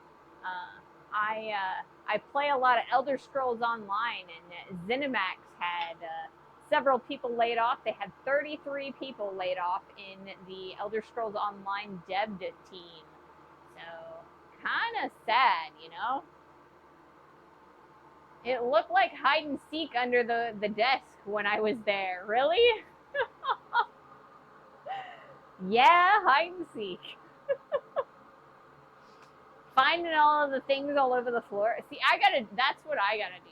Like, I have, my post vice has a shelf underneath of the table, and I always just, like, every new tool that I make, like the handheld ones and like the Hardies and stuff, I always throw it under there, and then I can never find anything. You know, I gotta organize my stuff. Maybe someday we'll start, you know, you'll come in and we'll just start making like some tool holders. I mean, it could happen. Not likely, but it could happen. All right, let's do another heat.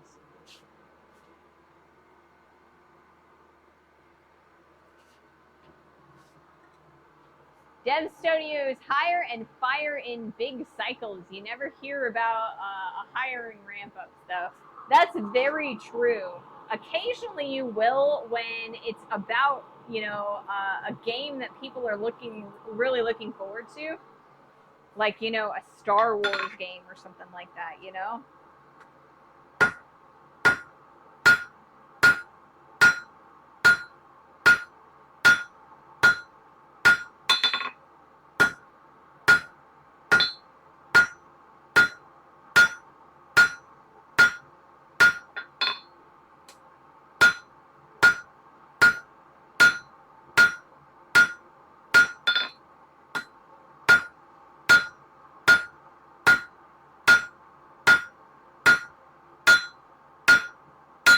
All right, we're getting there.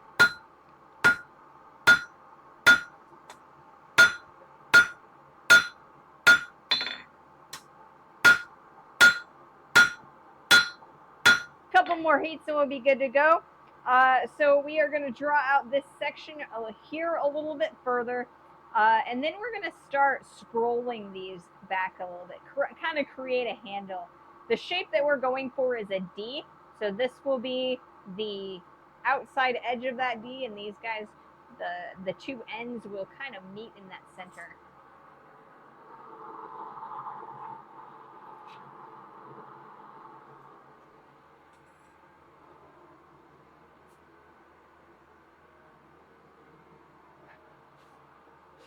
Imagine if GTA 6 developers got laid off. Yeah, I don't think they're gonna lay those people off. That game is gonna make so much money. It's one of the most anticipated games of the year.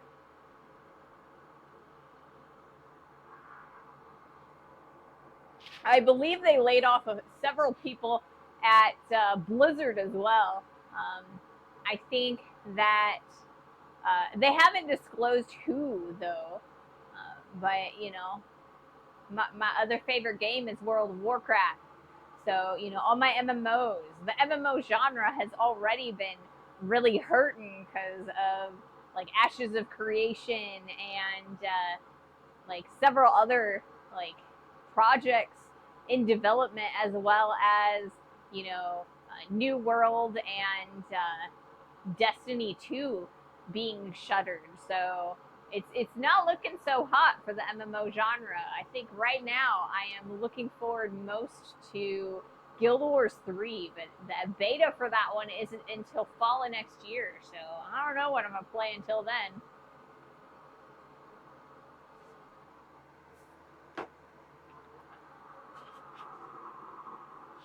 Maybe I'll whip out Baldur's Gate 3 again.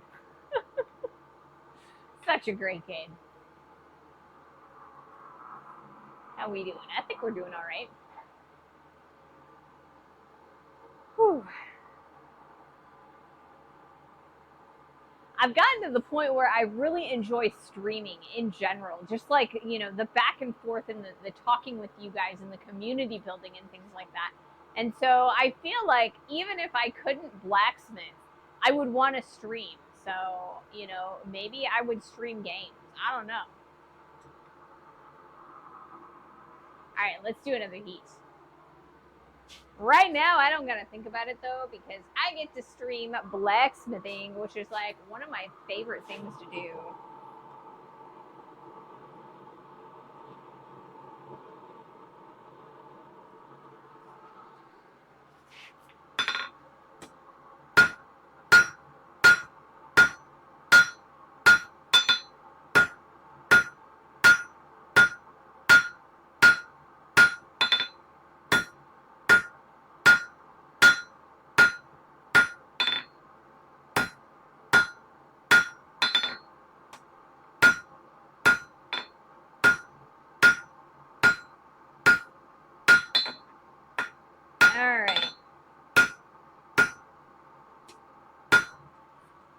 think I am pretty happy with the shape that we've got here. So the next thing that we're going to do is I think we might round off some of these ends because right now they got pretty sharp corners, and then we're going to start scrolling them. I don't want to make the ends round or anything. I just want to take the sharp edge off. Or the sharp corners, I mean.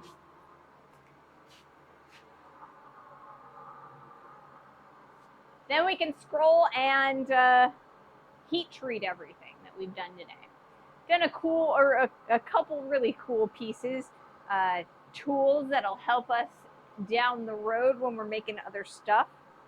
And on Friday, we're going to continue that trend. We are going to be making an axe drift so that we can open up a hole for the handle of an axe. And that's going to be our next major project, is an axe. I am a part of a blacksmith monthly challenge group over on Instagram. And the month of July is a challenge, is an axe. So we've done a couple axes. We've kind of had a lot of problems with them. So the goal is to do things the right way, create a drift that is the right size, and make a successful axe by the end of the month. We'll see how well that goes. Are you going to make a Michigan axe? What is a Michigan axe? Is there a difference? I think it's going to be like a hand axe. But I don't know. Michigan axes have 2 blades. Oh, no, we're going to stick with one because it's going to be easier. Like I said, I want to be successful. I don't want to reinvent the wheel, so we're going to do one head this time. In the future, we can totally do another axe and have multiple heads, but I want to succeed with one first. So I liked the shape of that one. I just did not like the handle hole. The eye was like super small. Made it super hard to put the handle on it. And you can definitely see that the fit and finish on that thing is not pretty. Yeah, I am from Michigan, and I had no idea that they were called that for a long time. See, I didn't either. I thought they were just like, you know, double-headed axes. So, I don't know. All right, let's take the corners off of this. Then we'll start scrolling.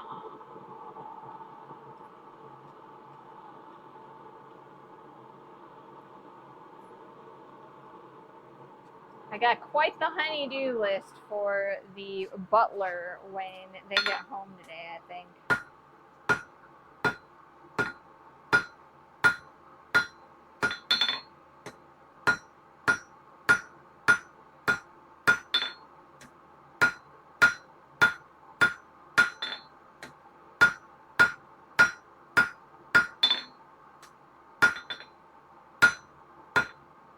All right, so we've taken the corners off of that. It's going to be a lot more comfy to hang on to. So the next thing that we're going to do is we're going to scroll that. We're going to bend it around and scroll it. Or maybe we'll, yeah, I think that's what we're going to do.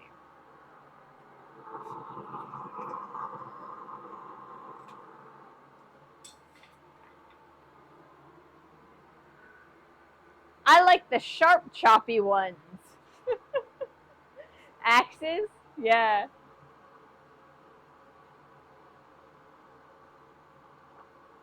I think we're going to use do a hand axe. And I would like to actually be able to use it to do a little bit of wood carving. Because I'd like to also make a couple of hammers. And I want to be able to make my own handles for these hammers. So having a nice wood carving axe would be really nice, you know, something that's actually usable.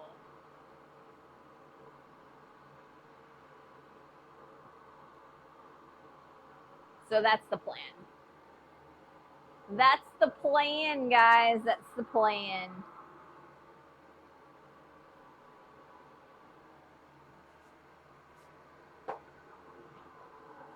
Oh, and just for posterity, when I say guys, I mean gender neutral. So, you know, guys, gals, all that.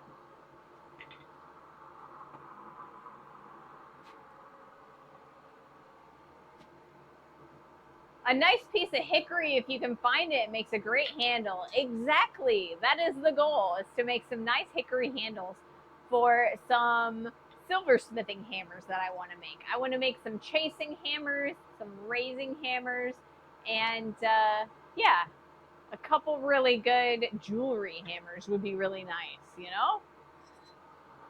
A good set of silversmithing and jewelry hammers. All right, let's do our next heat. We're gonna do, actually, I'm gonna change the angle on the camera because I'm gonna be using the horn for the scroll, I think. So let's do that. Let's do that.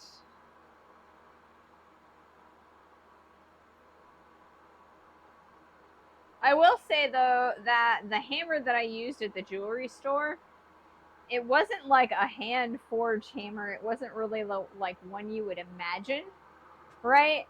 It actually was a brass headed hammer, and it was kind of soft. It was pretty cool. The heads were replaceable. You could also put on a nylon head.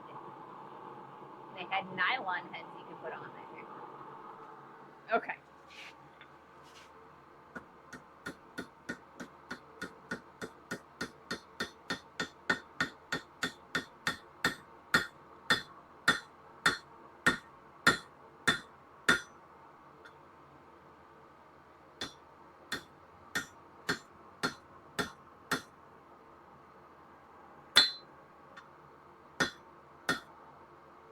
So there's that for now.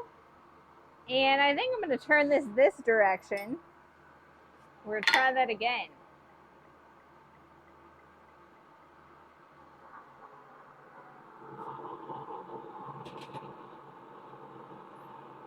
I might make that a little bit more decorative. I don't know. We'll see.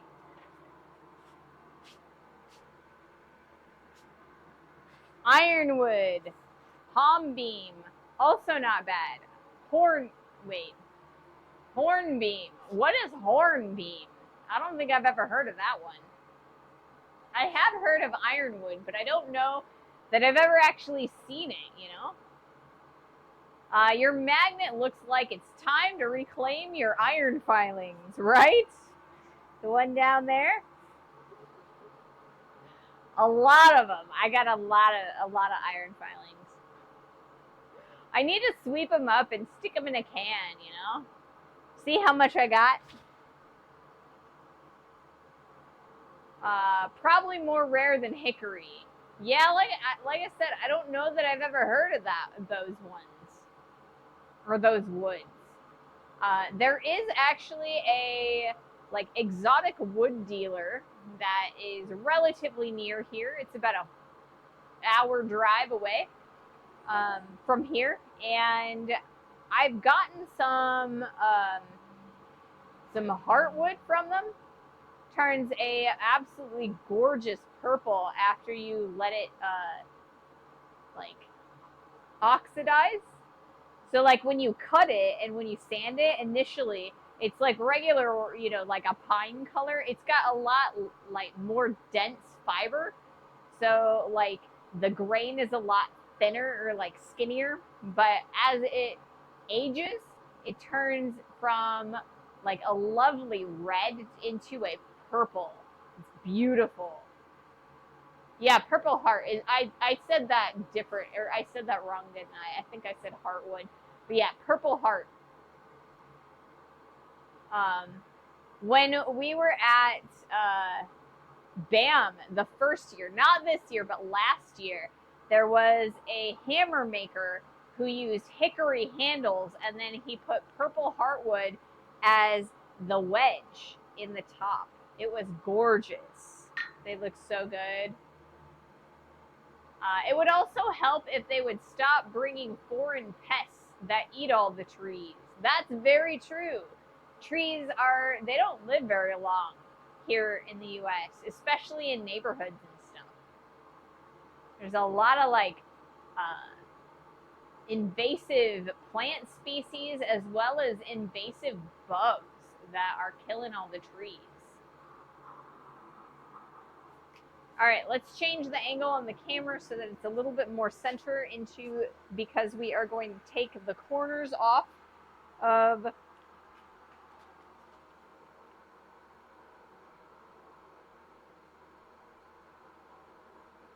the other edge of the handle.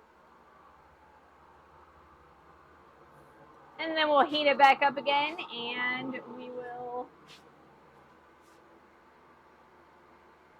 go back to the horn.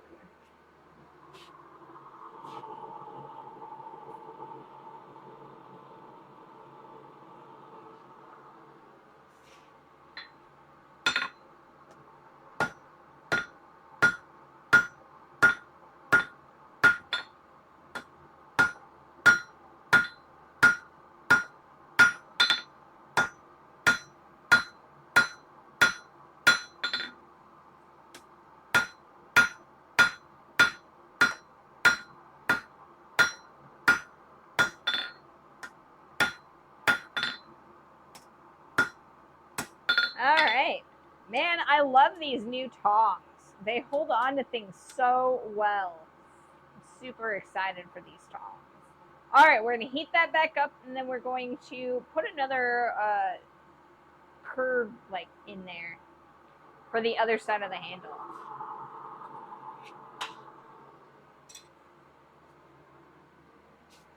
I lost my ash tree a few years ago because of invasive pests. Yeah. It's hard, you know, to keep your trees healthy. The striker is looking good. Well, thank you. I don't know. I think it looks a little bit plain, but I think it'll be all right, you know? Oh, I'm out of water. What time is it? We're at the 2-hour mark. I think I'm going to need another Gatorade. Give me just 1 second. I will be right back, guys. I might want to put some like curls in the ends of these guys.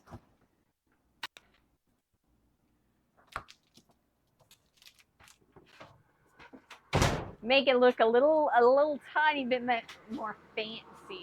We'll see. All right, this is red. And it is fruit punch, it says.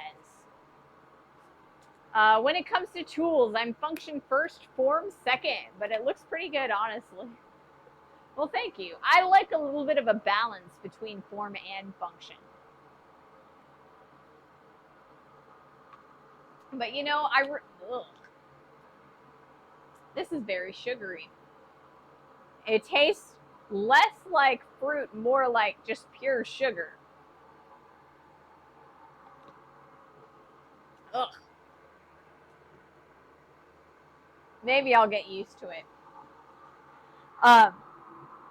What was I saying? I'm sorry. Before I got rudely interrupted by the Gatorade flavor. So yeah, I think it looks pretty decent for having absolutely no idea I was even gonna make it until like 10 minutes into the stream, you know? For those of you who have joined us after, you know, after the stream began, today I was supposed to be making the axe drift. I had everything all nice and set up except for my bandsaw, which is sitting over there. The last time I used it, I dulled out the blade, so I was trying to change the bandsaw blade, and it just was not wanting to go in place. So I thought I had it, and when I turned on the bandsaw, because I wanted to make sure that it was like on there good before I started the stream, it fell off. It like flew off of the bandsaw, and I'm just like, nah, I'm just not gonna worry about that today. So I had to come up with a new project on the fly. So we did a slot punch and a Flint striker. Your face looked that. This is not what I thought it was going to taste like. I hate that when you go to drink or eat something and it's nothing like what you expected, right? Like I said, I was expecting fruit punch. I looked at the flavor, right? But this stuff just tastes like pure sugar. I don't know why. It's supposed to be sugar, like low calorie or whatever. But yeah, it just tastes like sugar and a little bit of flavor. Like not even that much. I don't know. But now that I know what it's going to taste like, at least there's that. So we've got an ad starting in about 45 seconds or so. So I will do our scroll right after that ad ends. So I am going to change the angle of the camera so that we are aimed back on the horn.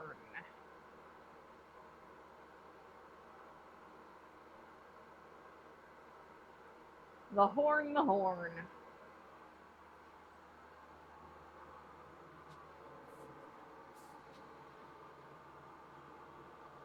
Woo, ad break, ad break. So once that is done, I think what we're gonna do is once I get the shape of this Flint striker done, I think what we're gonna do next, I don't know. Are we? We might do a little bit of hardening, a hardening and tempering cycle. We might do that. I think that's the next thing I got to do with these projects. So, I guess I should, right?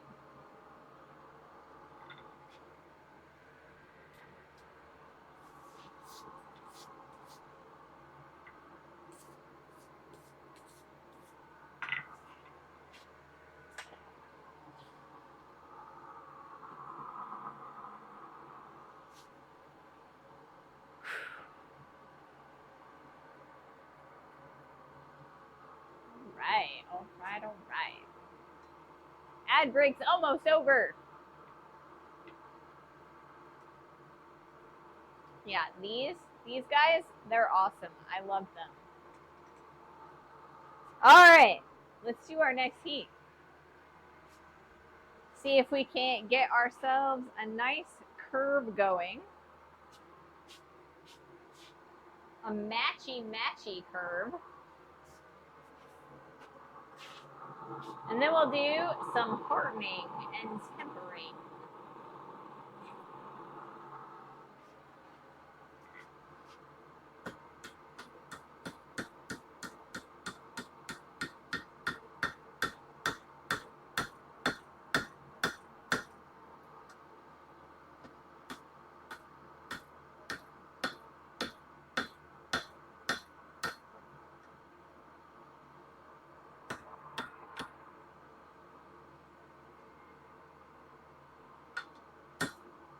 Not bad, not bad.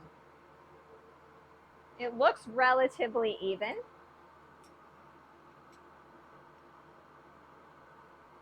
Like so.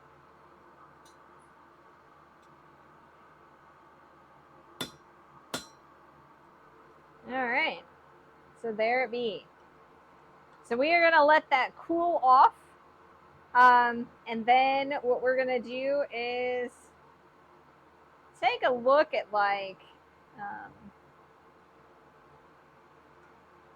maybe we'll harden that. I don't know.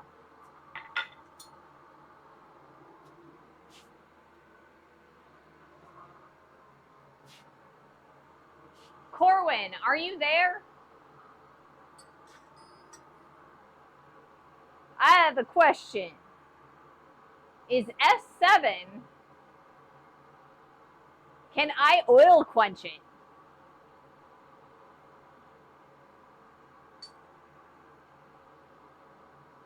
You said it was air cooling. Let me look that up real fast. It's been a while since I played with S7. Let me Google that.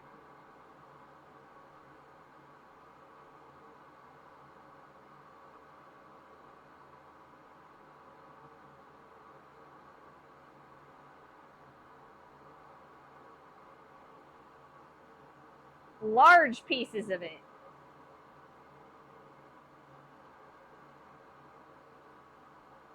For sections under 2.5 inches, air quenching is the preferred to prevent distortion. For sections 2.5 inches or complex shapes, use interrupted oil quenches.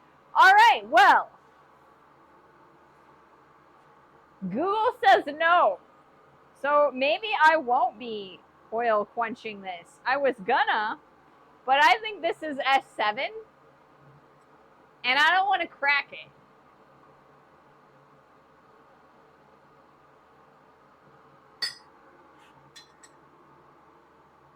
So I guess that kind of killed that idea.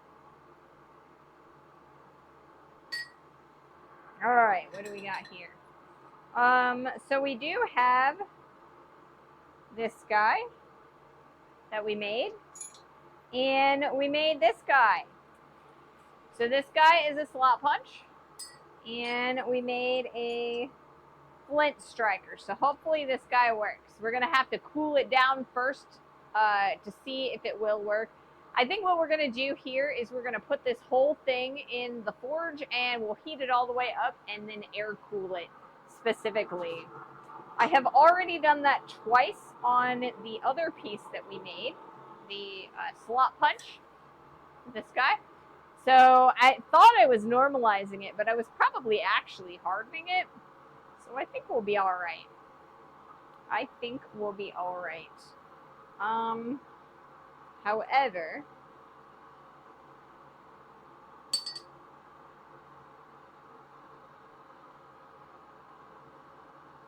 I might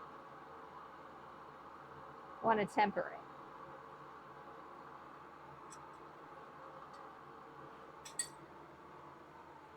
So if that's the case, what we're going to do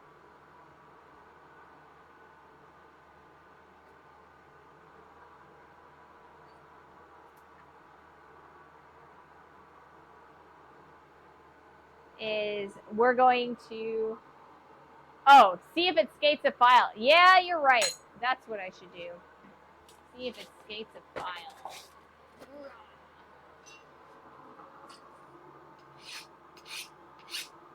Oh, it sure is. It sure does. It is skating that file. You hear that?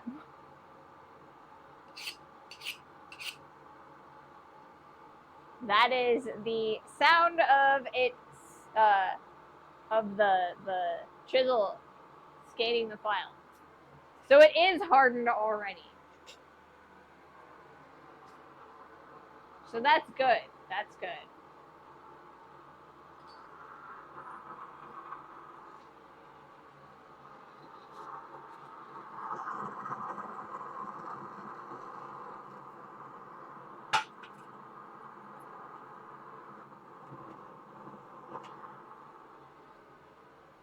Alrighty. So I think that's good for now. So we're going to do the same thing for the other one. And yeah. It just reminds me that I need to get more gas for the forge, right? I also need to get more gas for the forge, I think. Especially if we're going to be using the big forge on Friday. I got to see if I have enough. Because the big forge is a lot less efficient than the mailbox. The mailbox. All right, let's pull this out, cool it off in the air. There that is. Cool, cool. We're going to do a second cycle of that after this goes to black, and we'll probably be done from there. I'll see if the file skates off of that, and we don't need to do any tempering for that because we definitely need the hardness to get our sparks.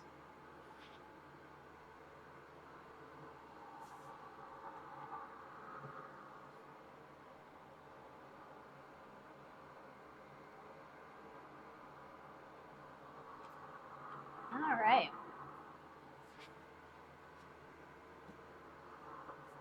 So, I am super looking forward to Friday's stream.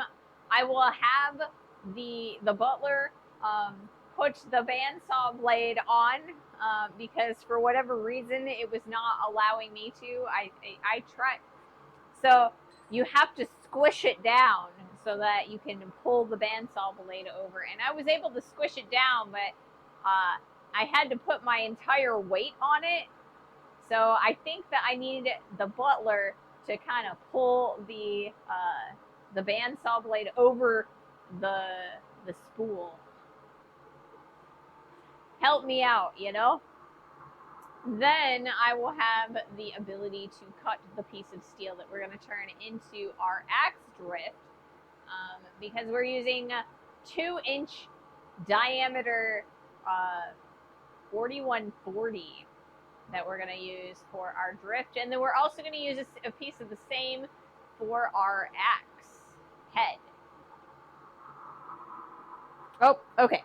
So we are back to black, and we're going to heat this back up one more time and allow it to go or to cool down in the air.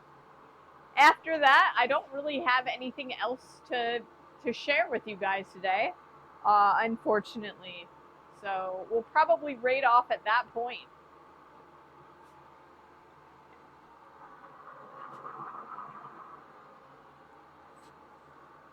So yeah, more productive than I thought it was going to be, but with different projects for the day. So that's cool. So on Friday, we'll be using the press to taper down our piece of steel. I don't have the stamina to be able to move this material quick enough. So we're going to be almost exclusively using the press to taper this. So it'll be fun. Good thing you know how to pivot. Yes, I do know how to pivot. Unlike some people trying to get couches up apartment building stairs.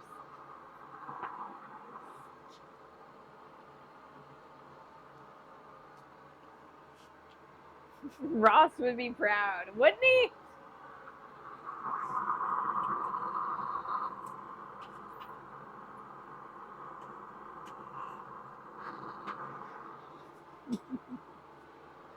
I've just spent the day making diamond washers, cutting and drilling old rusty iron, and bending that used to be sled runners many decades ago. So no forging here, just dust. Ooh. I am not a fan of grinding things personally, so more power to ya. I'm the worst though. I will not, you know. I love making the stuff. I love doing the forging. It's the cleanup I hate, you know? And that's the stuff that takes the most amount of time. Cleanup. Alrighty. So let us air cool this to harden it. There we have it. Lovely orange glow. Super exciting. And then, so on Friday, we're going to test this, see if it actually functions, you know? And I hope that'll be fun. We'll see if I can't light another piece of char cloth with this one that I made. This is one of those basic blacksmith projects that a lot of people will make, and they're able to sell them at different events and things like that. You know, you got the J hooks, like the hairpins, the leaf keychains. Well, this is another project that will usually sell like hotcakes, especially at reenactment shows. Like if you're doing reenactment. Because they're relatively cheap, they're easy to make, and they're cool. So fun to make. Alrighty, we are to black. So thank you guys so much for joining me today, and thank you for bearing with me while I reformat the stream on the fly. So thank you guys so much. Have a wonderful rest of your day. So we are gonna raid off. Let's see. A little early. Not too early though. About 10 minutes. All right. Who is around?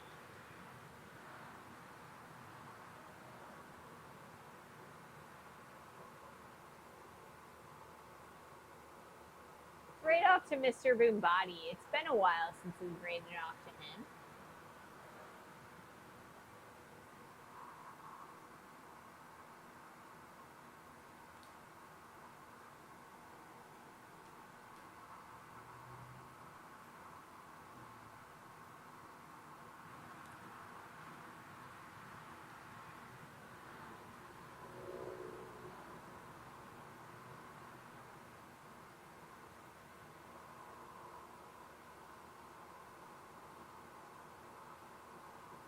All right, guys, have a wonderful rest of your day, and I hope to see you guys on Friday.